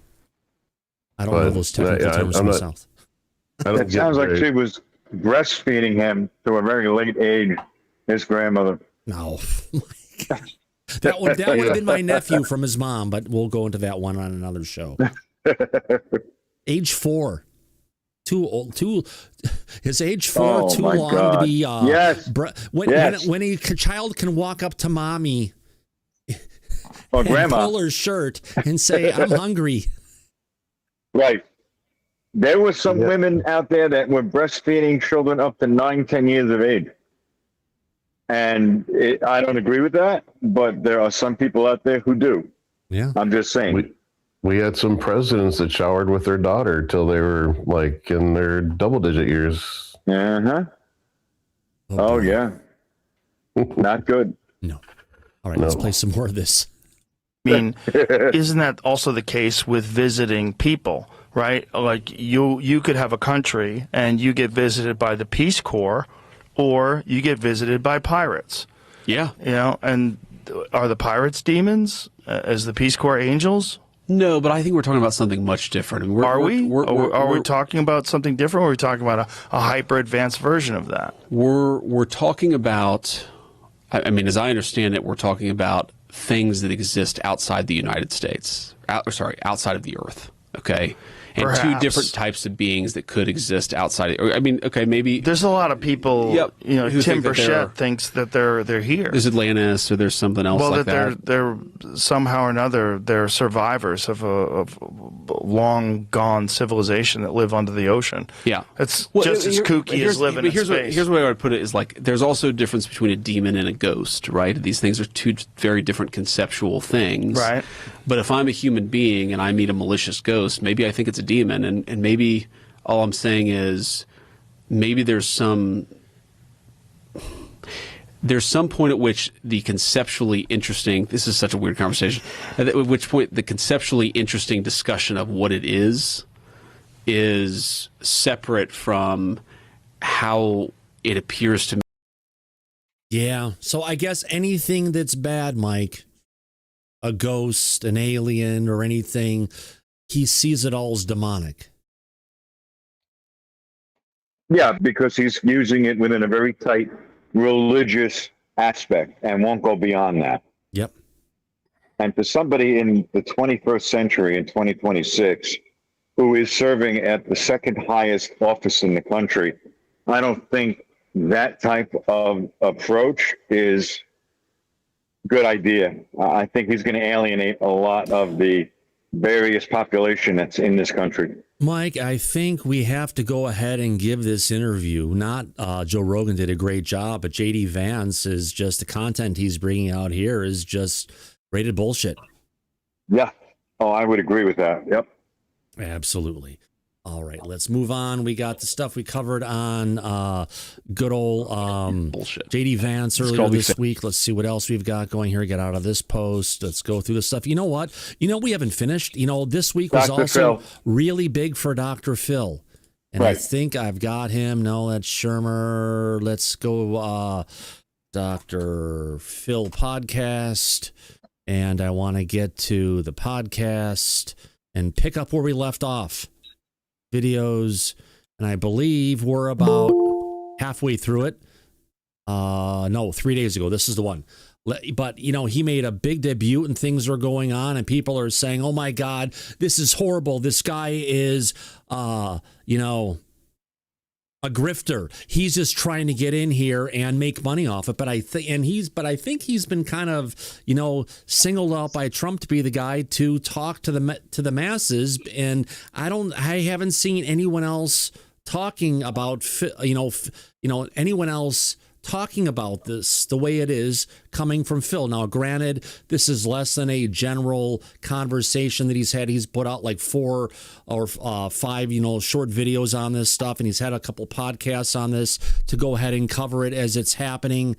It sounds like it's a good thing with the information he's bringing out. He's reaching a different audience. He's bringing in the facts, and now he's bringing other people in. So, you know what? If this is who we have to go ahead and bring forward disclosure for the normies and explain it in a way that people get, I say bring it on. Oh, I agree with you. You're right. He should. All right. Because he reaches to the general public. Yep. So let's go ahead and continue on to the second part of the interview with Dr. Phil, along with Christopher Mellon and Bryce Zabel from Need to Know podcast. Here we go. In there, I think the gravity right here.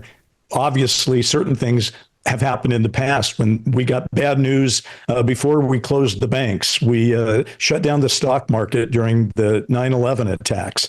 We'll be doing some of those things. The one thing, Chris, that's interesting about the 15%, though, and we talked about this, my co-author Richard Dolan and I, when we wrote this After Disclosure book, which is, okay, if 15% take it badly, 15% of the gasoline truck drivers are included. What if those 15% don't go to work the next day because they're freaking out? Well, then you have that thing where suddenly there's gas lines, and suddenly the media is covering that, and suddenly you feel like a sense of panic, and now everybody's at Costco buying toilet paper, and we know the psychological ramifications of some of this.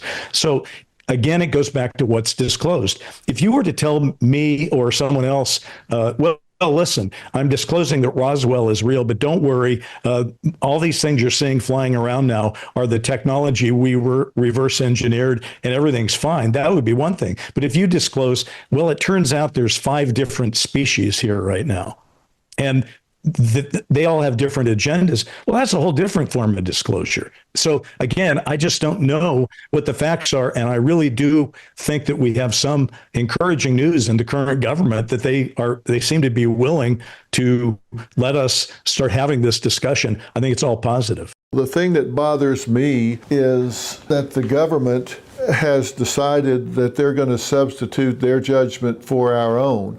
And look, not for one second do I think that all of us citizens in the United States should be privy to tactical or strategic plans with Iran right now, for example, before it happens. We don't need to know that. We shouldn't know that. It would telegraph it to Iran or whatever. We don't need to know that. Shouldn't be privy to that. But we're talking about a different situation here. And people forget sometimes, yes, the United States government is a big institution, but those people are no different than you or me. They were in a workaday world with jobs just like we have the day they were elected. And when they were elected, they were not imbued with some vision or wisdom that elevated them to some level that they could take over our decision making and our rights to make decisions and handle information. And you know, I've spent 50 years in this profession and helped people deal with the biggest challenges in their life. And I've seen their resiliency, I've seen their adaptability to get through things.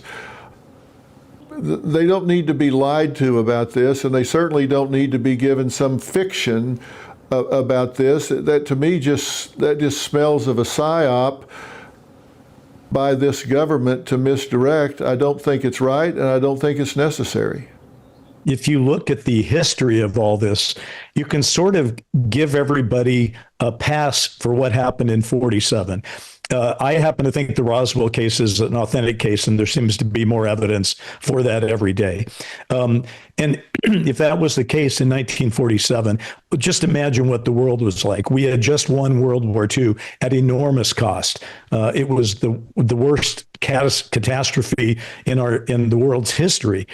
And so the idea that we would have to get on top of this issue first would seem to be a reasonable thing. And for Truman to turn the military loose on it, that also seems like a reasonable thing. But then as time goes on, you begin to say, okay, are we just going to keep this secret forever? And I think that's what we're all pushing back on. And so I wonder if there's a need for a different word here. We talk about disclosure. When people hear disclosure, they think, okay, well, somebody's going to come out and say, here's a terabyte of video and audio and photos and documents. Go knock yourselves out. I don't think that's ever going to happen, Dr. Phil, but I think what could happen and should happen quickly is what I call confirmation. What I'm most interested in for our leadership to do is to confirm the basic fact we're not alone, and that there's evidence of visitation of a non-human intelligence. And then they can parse it any way you want. And you delineated a good... Hold on. Really quick, this is something we've been told in the past, that the only thing we're going to get out of the White House is a confirmation, right? But if you look at what's going on with disclosure now, I think we're going well beyond just a confirmation. Well, yes and no, because we still haven't had any one individual high up in the executive branch come out and publicly state that we are not alone on this planet. There is an advanced civilization here with us. Nobody's done that yet. So he's right. I agree with Bryce about at least trying to get confirmation from our government about that very fact. But they may give us a bunch of evidence, but maybe that's the only maybe that's all that will come out is that admittance, because there's a lot of other things that could get a lot of people into trouble, which should happen because what they've been doing has been the biggest constitutional crisis in the United States in the 250 years that we've been a country. Right. That's absolutely right. And for the past 80 years, they have taken our rights away with that National Security Act and the 1954 Atomic Energy Act. Hey, but at least FISA has been defeated. Yeah, they got rid of FISA. Thank God for that. Yeah, but we'll see. But I agree with Bryce and his points on this subject. Exactly. All right, here we go.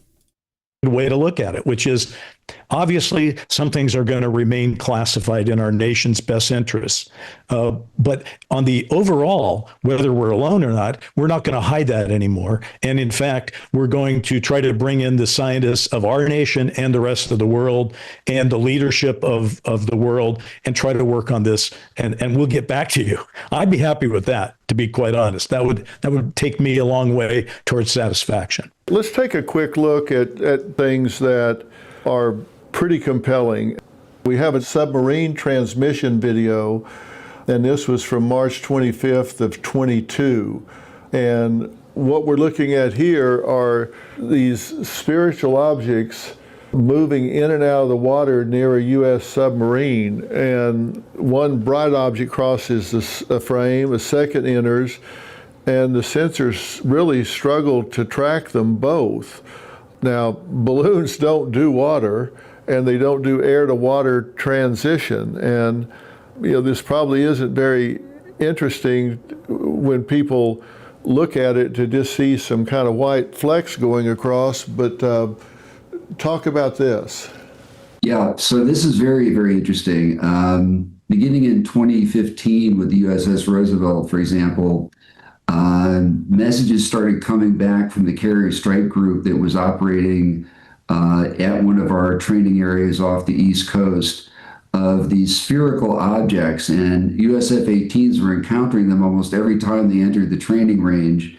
These appear to be further examples, and they're about 6 to 15 feet across with a dark cube inside. Sometimes they fly in formation, in V-shaped formations. Sometimes they have been recorded at supersonic speeds. They don't appear to have, not only do they not have wings, but they don't have an air intake. They don't have an exhaust. So there's no combustion, propulsion, or engineering going on.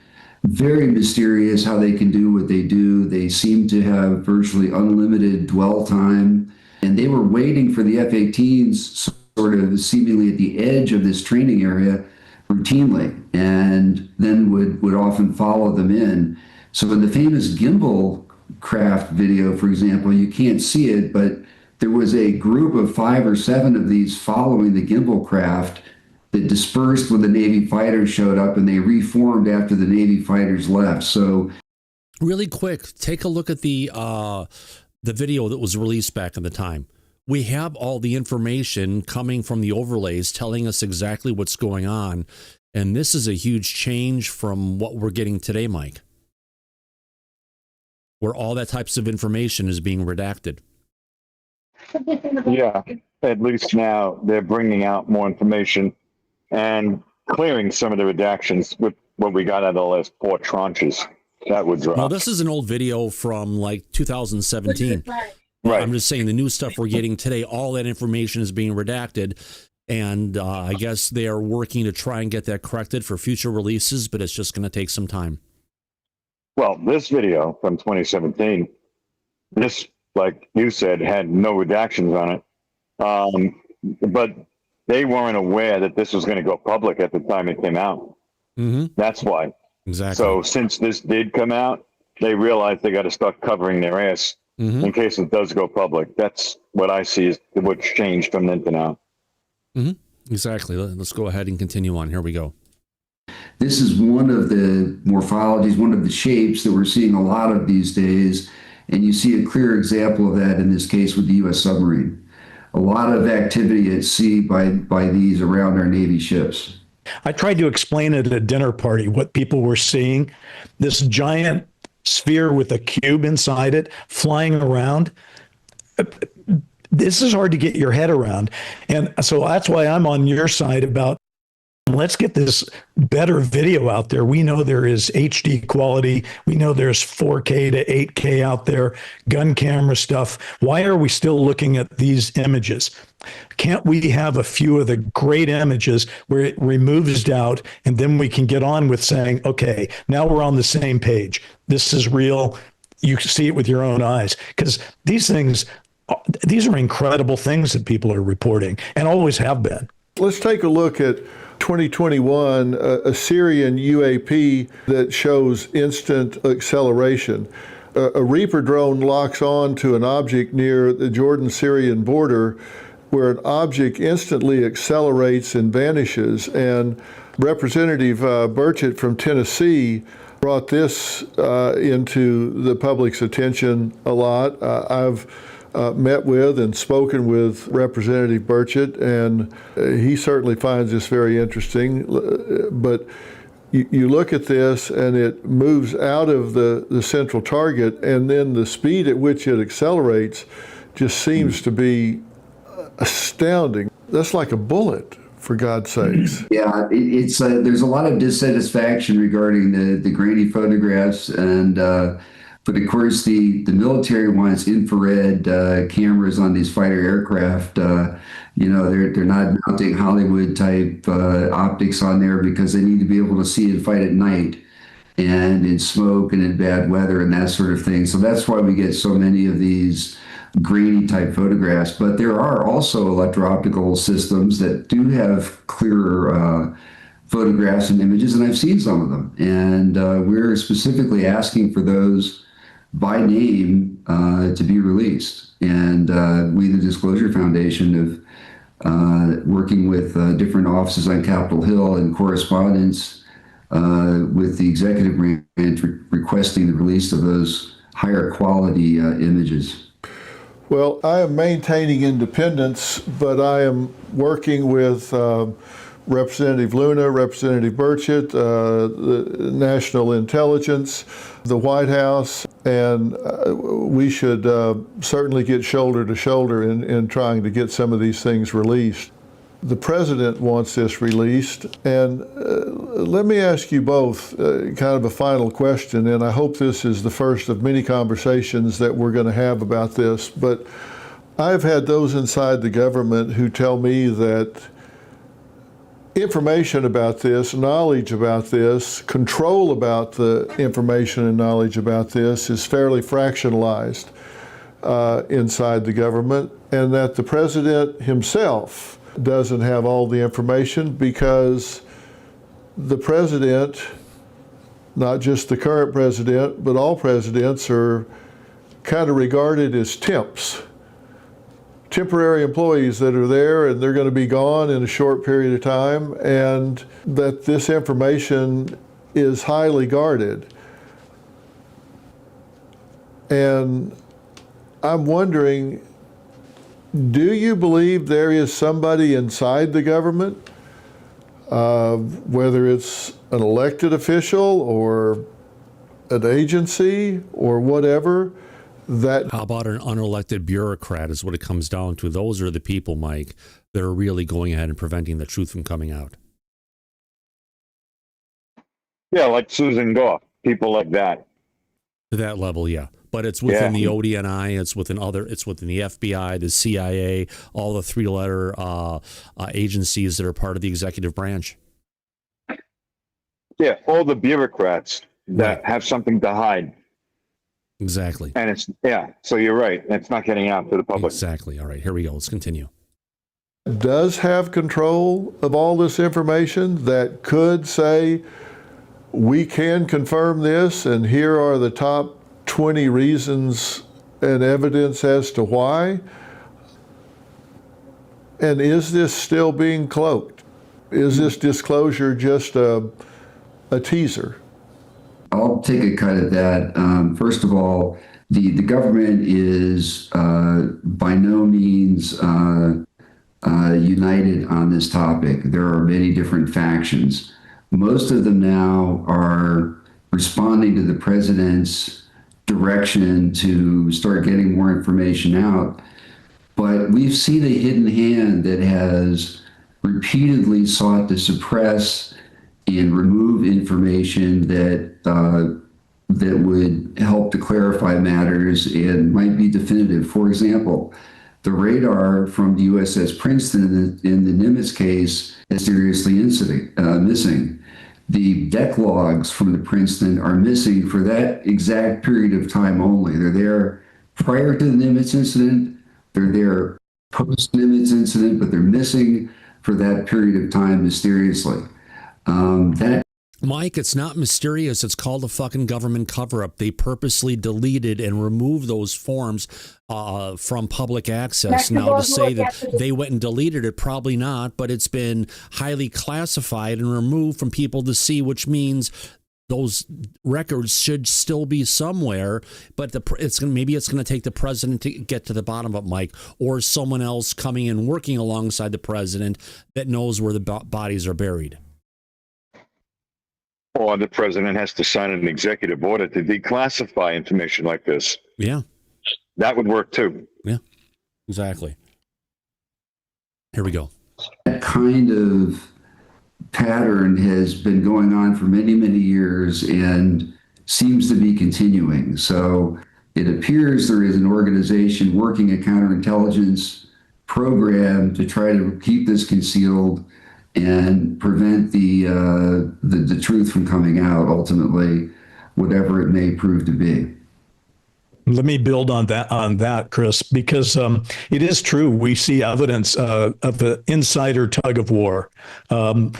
And it is true also that the government seemed to be completely in control of this issue for a while. But there is a lot of evidence because of what Dr. Phil was just saying about the idea of the temp employee being the president and some of our elected officials. For that very reason, especially when the Freedom of Information Act came out, there's evidence that there were some kind of cutouts from the government to private. Really quick about the temporary employee thing, Mike. I don't think they're properly going ahead and covering this. This is where they're saying that the people who come in as an elected person to hold that office, they view them as the temporary employee, and the unelected bureaucrats who don't agree with them are committing something described to us as administrative suicide and doing whatever they can to slow walk or to prevent that information that's to come forward that's being requested by the person who's been appointed by the President of the United States. And if this isn't a branch of the government that is, if you want to call it, run by the executive branch, there's no reason why they should be able to, in any matter of form, push back at the leadership that's been instilled by the current administration. But it just sounds like these government employees, these bureaucrats, have assumed they have too much power and have taken that power, and it's going to take someone like Trump to actually break that through. Right. That's what it sounds like. It's the only way it's going to break the lock that they have in this situation. Yeah. Otherwise, nothing will change. Yeah, exactly. But Trump is the one who can do this. We've got about 2.5 years to get there, Mike. Literally. Oh, I know. Absolutely. Because then again, in 2.5 years, we'll be on January 18th, the day the new president takes over. Right. And hopefully it isn't J.D. Vance. Yeah. But aerospace and private enterprise. And so a lot of the actual answers may not lie in the government like they used to. When they do, they're obviously compartmentalized as well.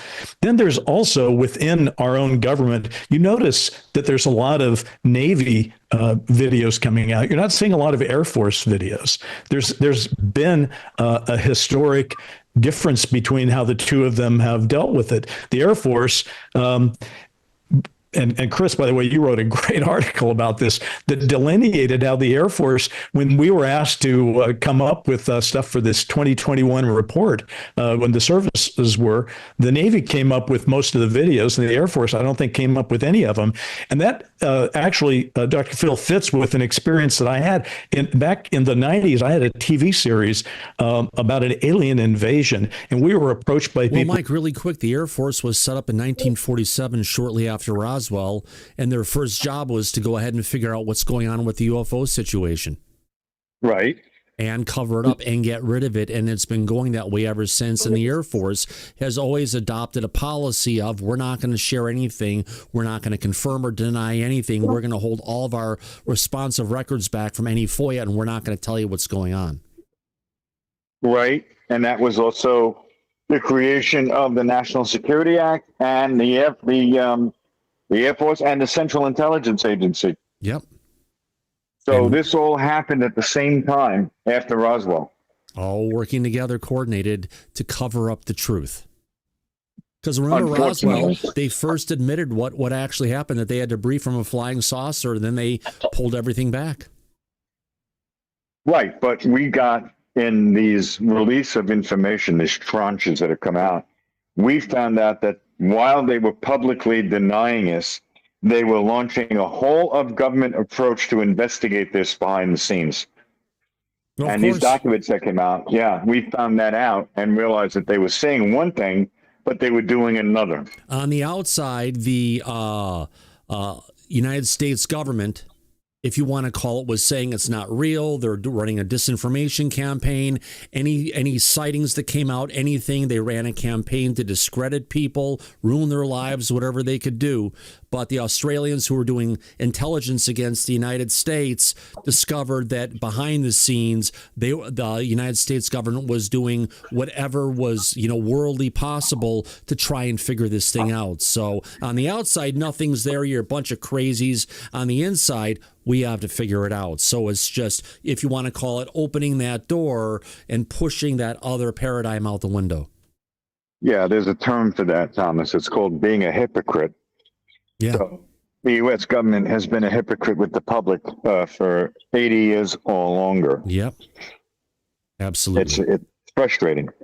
Oh, yeah. But I'm glad Dr. Phil is taking this approach with these people and putting interviews like this out that isn't just for people in this community, but the general public is seeing this. I like that idea. Yeah, but there's been a lot of negative comments about him, calling him a grifter, saying he's just there to parrot the conversation, not to look in different ways, and a lot of hate going towards him.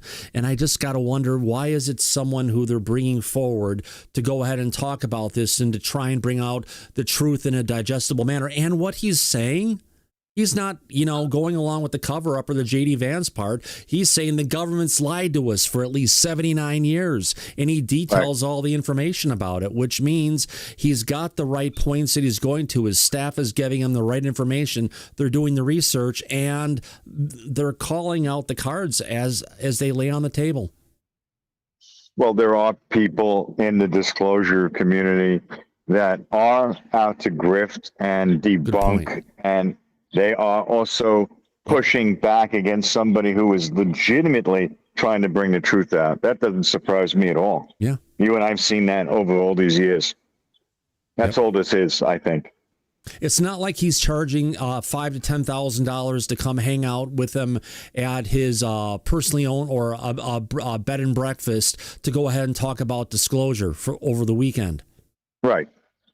That's right. Or that's $20,000 for the whole weekend or whatever it is. And we know there's plenty of people out there that do this kind of pay for play. Now that's being a grifter. Just saying. Yeah. And sometimes you get a spaghetti dinner out of that, and sometimes you won't. No, that's extra. Yeah. No, Meals he's not included. There you go. So he's maybe Bijou will stop by for a surprise visit. Exactly. But that's okay. Yeah, no, Dr. Phil is not doing any of that. Yeah, let's continue on. We're almost done with this. Here we go.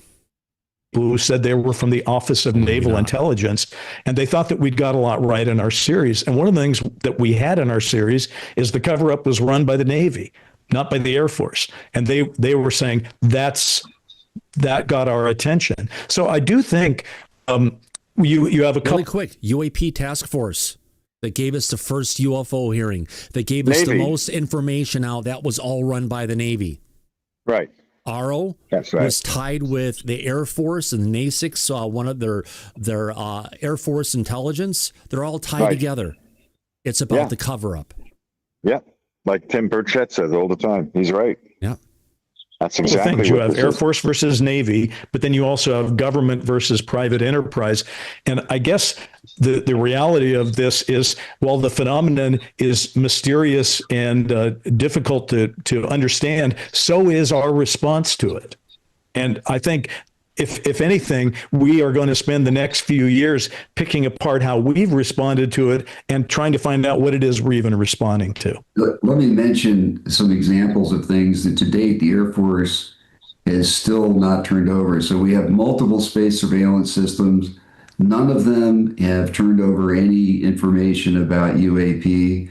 We have, especially the case where our surveillance systems went and picked up a UFO coming into our upper atmosphere out of frickin' nowhere. It moved too fast for us to track, sitting up there, going down to the surface, doing something, and then coming straight back up out again. Not like we usually launch and go up into orbit, coming straight back up and then taking off again. That is well beyond the capabilities, and they have evidence of this. They have videos of it. They have recordings of all of our different sensors, but none of that stuff is being brought out because I guess maybe but the sensor platforms that they're on, they're known. We know that we can track an object the size of a grapefruit from the surface of the ocean out to beyond the moon. So to say that, we don't have the information or it's from a classified sensor, well, we already know about the sensors. We know what islands and different locations around the world that the uplinks to these satellites work from. It's nothing that's outside of the knowledge of the public, so there's no reason they shouldn't be able to go ahead and bring some of this stuff forward. That's right.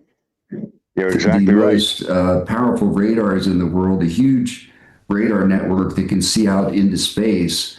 And none of that, they haven't returned any data from that immensely powerful system, even when some of these incidents, like the Nimitz case, happened right in front of one of those radars on the West Coast.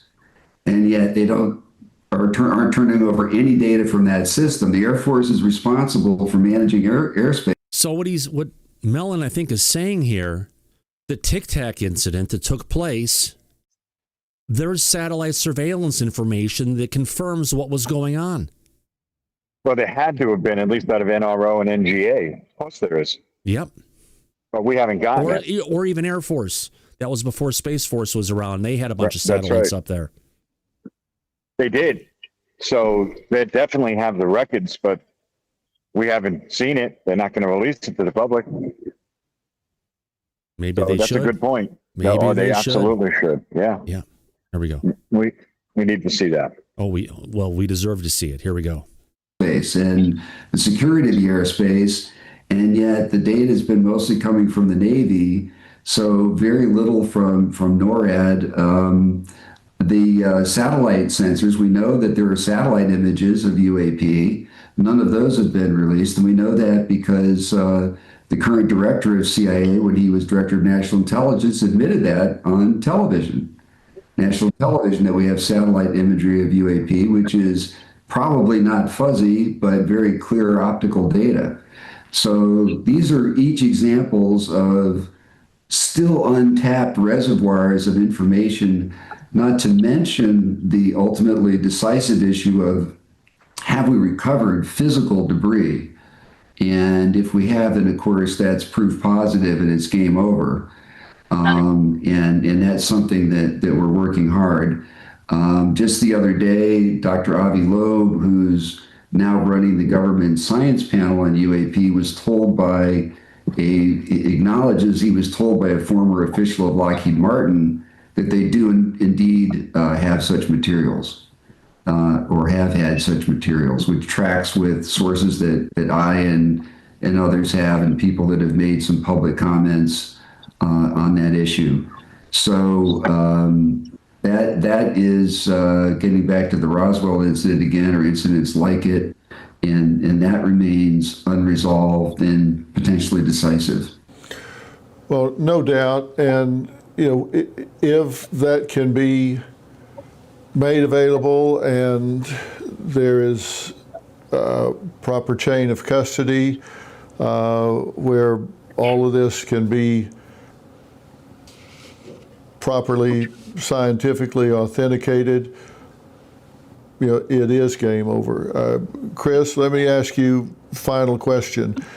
Is there any doubt in your mind as to whether or not we are alone in this universe and on this planet? There's no doubt whatsoever in my mind we are not alone in the universe. I view that as mathematically and scientifically impossible. Everything that we know from science and astronomy, the entire trend throughout history has been that the more we learn, the more we realize how average we are, not how different and special we are. Our solar system is just an average solar system in an average galaxy with an average composition, nothing whatsoever abnormal about it, except possibly us, and probably not that either. So with regard to the UAP operating in our atmosphere, there's no doubt in my mind that some small percentage, are not created by the United States or our rivals in China or Russia. There's some that the capabilities that some of our Navy pilots have said, who are scientists and engineers themselves, as well as Top Gun pilots, we're a long way. My friends at the Lockheed Martin Skunk Works, I mean, I've done a lot of checking in a lot of places. And everywhere that I go, the engineers agree there's not a chance in the world that that Tic Tac was made by us. Bryce, I'll ask you the same question. Any doubt in your mind as to whether or not we are alone? I have to just echo what Chris said. And so let me build one thought, a final concluding thought on top of that. I don't think whoever's here, this NHI, is here because we're average or insignificant. As some people like to say, well, you know, why would they care about us? Well, they're here. Okay. I think they're here because we are interesting. I think that our planet, it has billions and billions of species out there, and life is abundant on Earth. We are very interesting, number one. Number two, this is just a hypothesis, but it applies to humans. I think all intelligent life must be interesting to all other intelligent life. And because we're interested in other intelligences that are out there, I'm sure that others are interested about us. I think that's the explanation for why they're here, because diversity of biology and life forms is fascinating. And I think we should look forward to this contact becoming more formal and open in the future. And I hope it does. And let me just conclude, Dr. Phil, and say thank you. Thank you for the commitment that you're making to bringing this subject forward, because, you know, someday they're going to have to rewrite all the history books. And this is going to be a huge moment in the world's history. And it's kind of humbling for all of us to be a part of it, but let it begin now. Yeah, I'd like to join in thanking you, Dr. Phil, for putting attention on this as well, and say that I agree with Bryce. And I think any really advanced civilization is likely to be driven by intellectual curiosity, much as we are. And so I concur with that. Well, I thank you both for having this conversation. I've got about 40 pages of things I wanted to cover with you. I'm on page 3.5. So I hope we can talk more about this. I feel like we have a duty to the population to inform them and do so with context.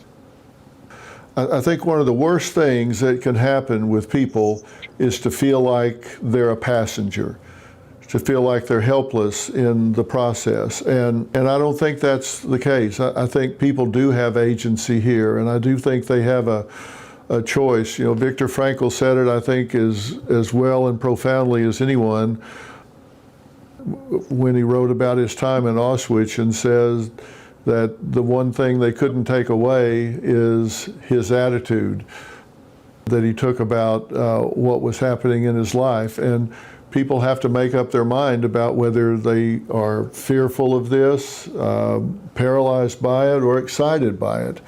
And at this point, I hope people are curious. I hope they remain that way. And for those among the population that are really destabilized by this kind of conversation or this potential reality, I think we need to be prepared to help them put a frame around this and help them accommodate to it. That's endemic upon us to do, and I think we can, and I think we will rise to that challenge. I hope we can continue this conversation, because I think people will find comfort in learning about this, and not in a sensationalistic way, not in an overly dramatic way, just learning what's going on. I think they'll find comfort in that, and it'll spark conversation. So thank you both for taking this time, and I look forward to when we can discuss it some more. You got it. See you again. Thank you very much. It's a pleasure being here, and greatly appreciate the opportunity. And here's your takeaway. For 79 years, the people who saw something and said something were ridiculed into silence. That wasn't an accident, that was a strategy. Make the topic a joke and nobody credible dares touch it. Well, the joke's over.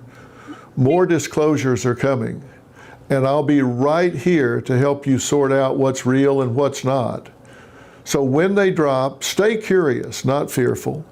Demand evidence, not hype, because the American people can handle the truth and they deserve the truth. You deserve the truth. Take care of yourself, take care of each other, and I'll see you next time. Good night. And don't forget, you can.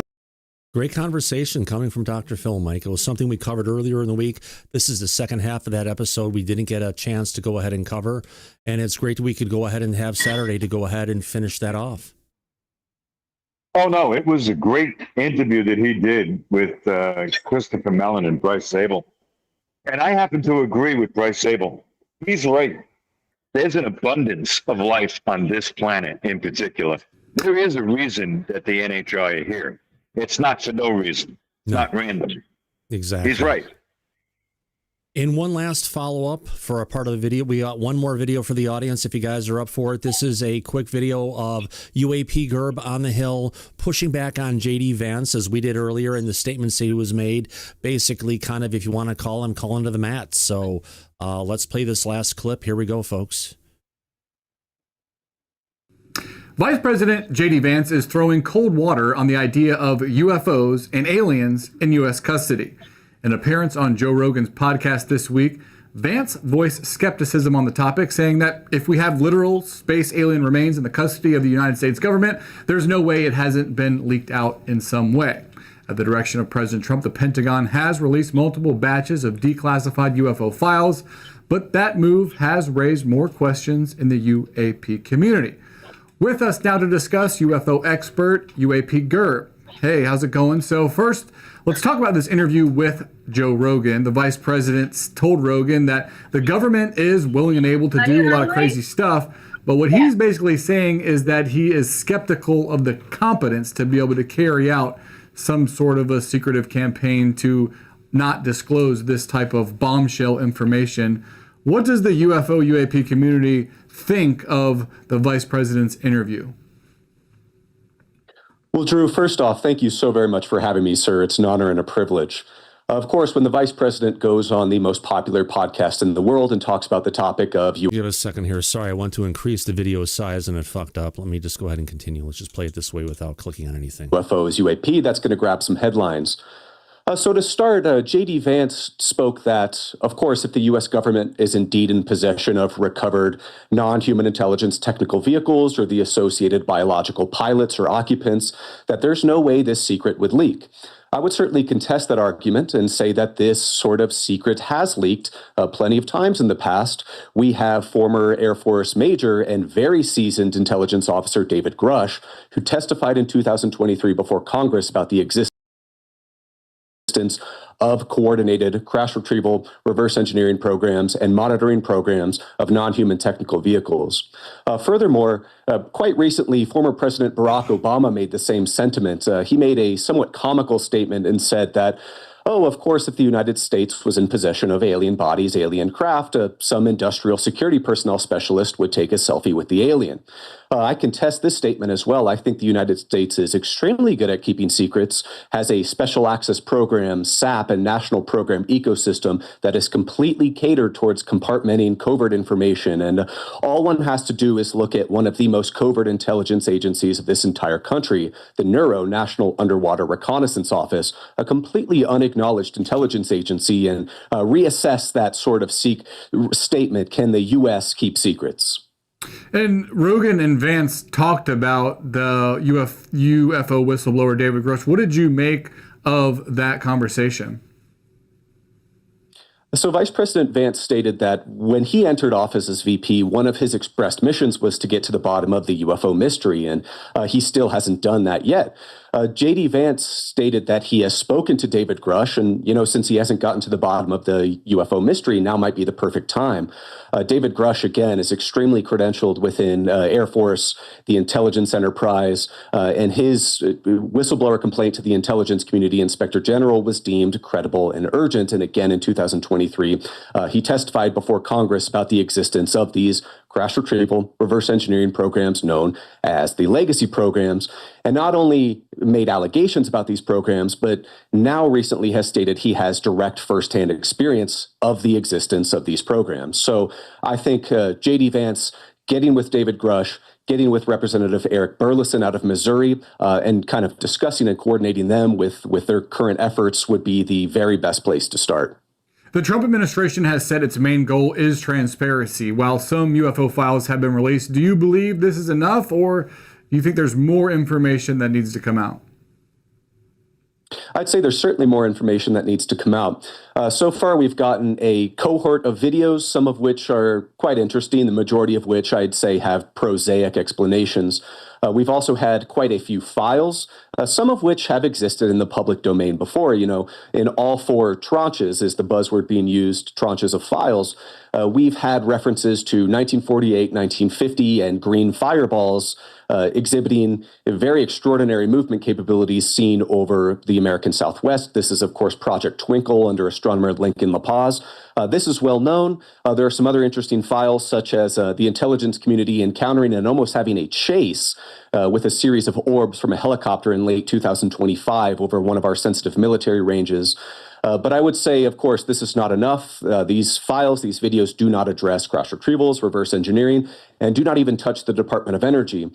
For seasoned viewers of this program, they will know that the Department of Energy is adherent to their own classification system that the president does not have unilateral declassification over. And this, of course, stems from the 1954 Atomic Energy Agreement. Which, if the president wants to bring something out from the Department of Energy, they need a sign-off from the appointed positions of the head of the Department of Energy and the head of the CIA. So it's not that the files within the Department of Energy are non-releasable. You need a coordination between the president and the 2 people that he assigned to those positions. And Mike, if you really wanted to bring something out, do you think the people he would have appointed those positions wouldn't play along? Well, I mean, if they didn't want to play along, they'd probably end up being fired pretty quickly. So, yeah, I don't think he would have too much of an issue with them. Which the CIA at this point still hasn't been playing along yet. No, not yet, but there may be a reason for that. We're going to have to wait and see what comes out. Exactly. Play the rest, couple seconds. Believe the conversation there. UAP Gerb, thanks so much for coming on. There we go. Great conversation from Gerb, talking about the topic, seeing where we're at. It's been a great Saturday so far, Mike. Oh, it's been a fun conversation, and we covered a lot of different things on today's show. So, yeah, very good. Yeah, very, very nice show today. Absolutely great Saturday afternoon. Daryl, thanks for coming out. Appreciate you being here with us again today. Thank you. I appreciate it. And I'm off to walk the dog, but thank you so much for having us. Great to hear that. And also, I also want to we did get some super chats that came in today. Let me go ahead and turn off the chat. And I want to go ahead and thank our members again who gave us some reverse order. Spirit Mayonic. Did you see Gene Stickle oil industry UAP disclosure? Yes, we saw parts of it, and in rebuttal from Lue Elizondo, the things that Gene is saying that Lue said, he's saying he didn't say. So there's some crossed wires there of some different things, but interesting to say the least. Want to thank Spirit of Mayonic. Is the government afraid to tell us possession of bodies and paranormal phenomena? Well, they're afraid to us for whatever reason, but I think it's just more of they don't trust the people of the country to be able to handle the truth. And many of people have said at this point in time that yes, we can go ahead and handle the truth. And then if we also go into look one more we had from A. Blinken, I think the general population trusts the government. It could be 50-50. Thank you for actually, here we go. First one, Spirit. We got again one A. Blinken. There we go. And then we've got Banana Booey. We need to boycott these grifters until they act. And Shelley Montgomery throw out a super chat saying Disclosure tonight is the place to be. She started off our super chats. We're a fan funder program. Thank you very much. If you haven't subscribed yet, please subscribe. We'd love to have you as a regular. We're stuck at 18,400 subscribers. Would love to have you as a regular to get this to 18,500 subscribers. We have to take it one step at a time. And as we usually say at the end of every episode of Disclosure tonight, eyes open, no fear, be safe, everybody. And we'll catch you on the flip side. Good night, everybody. See you soon. Now, bye-bye.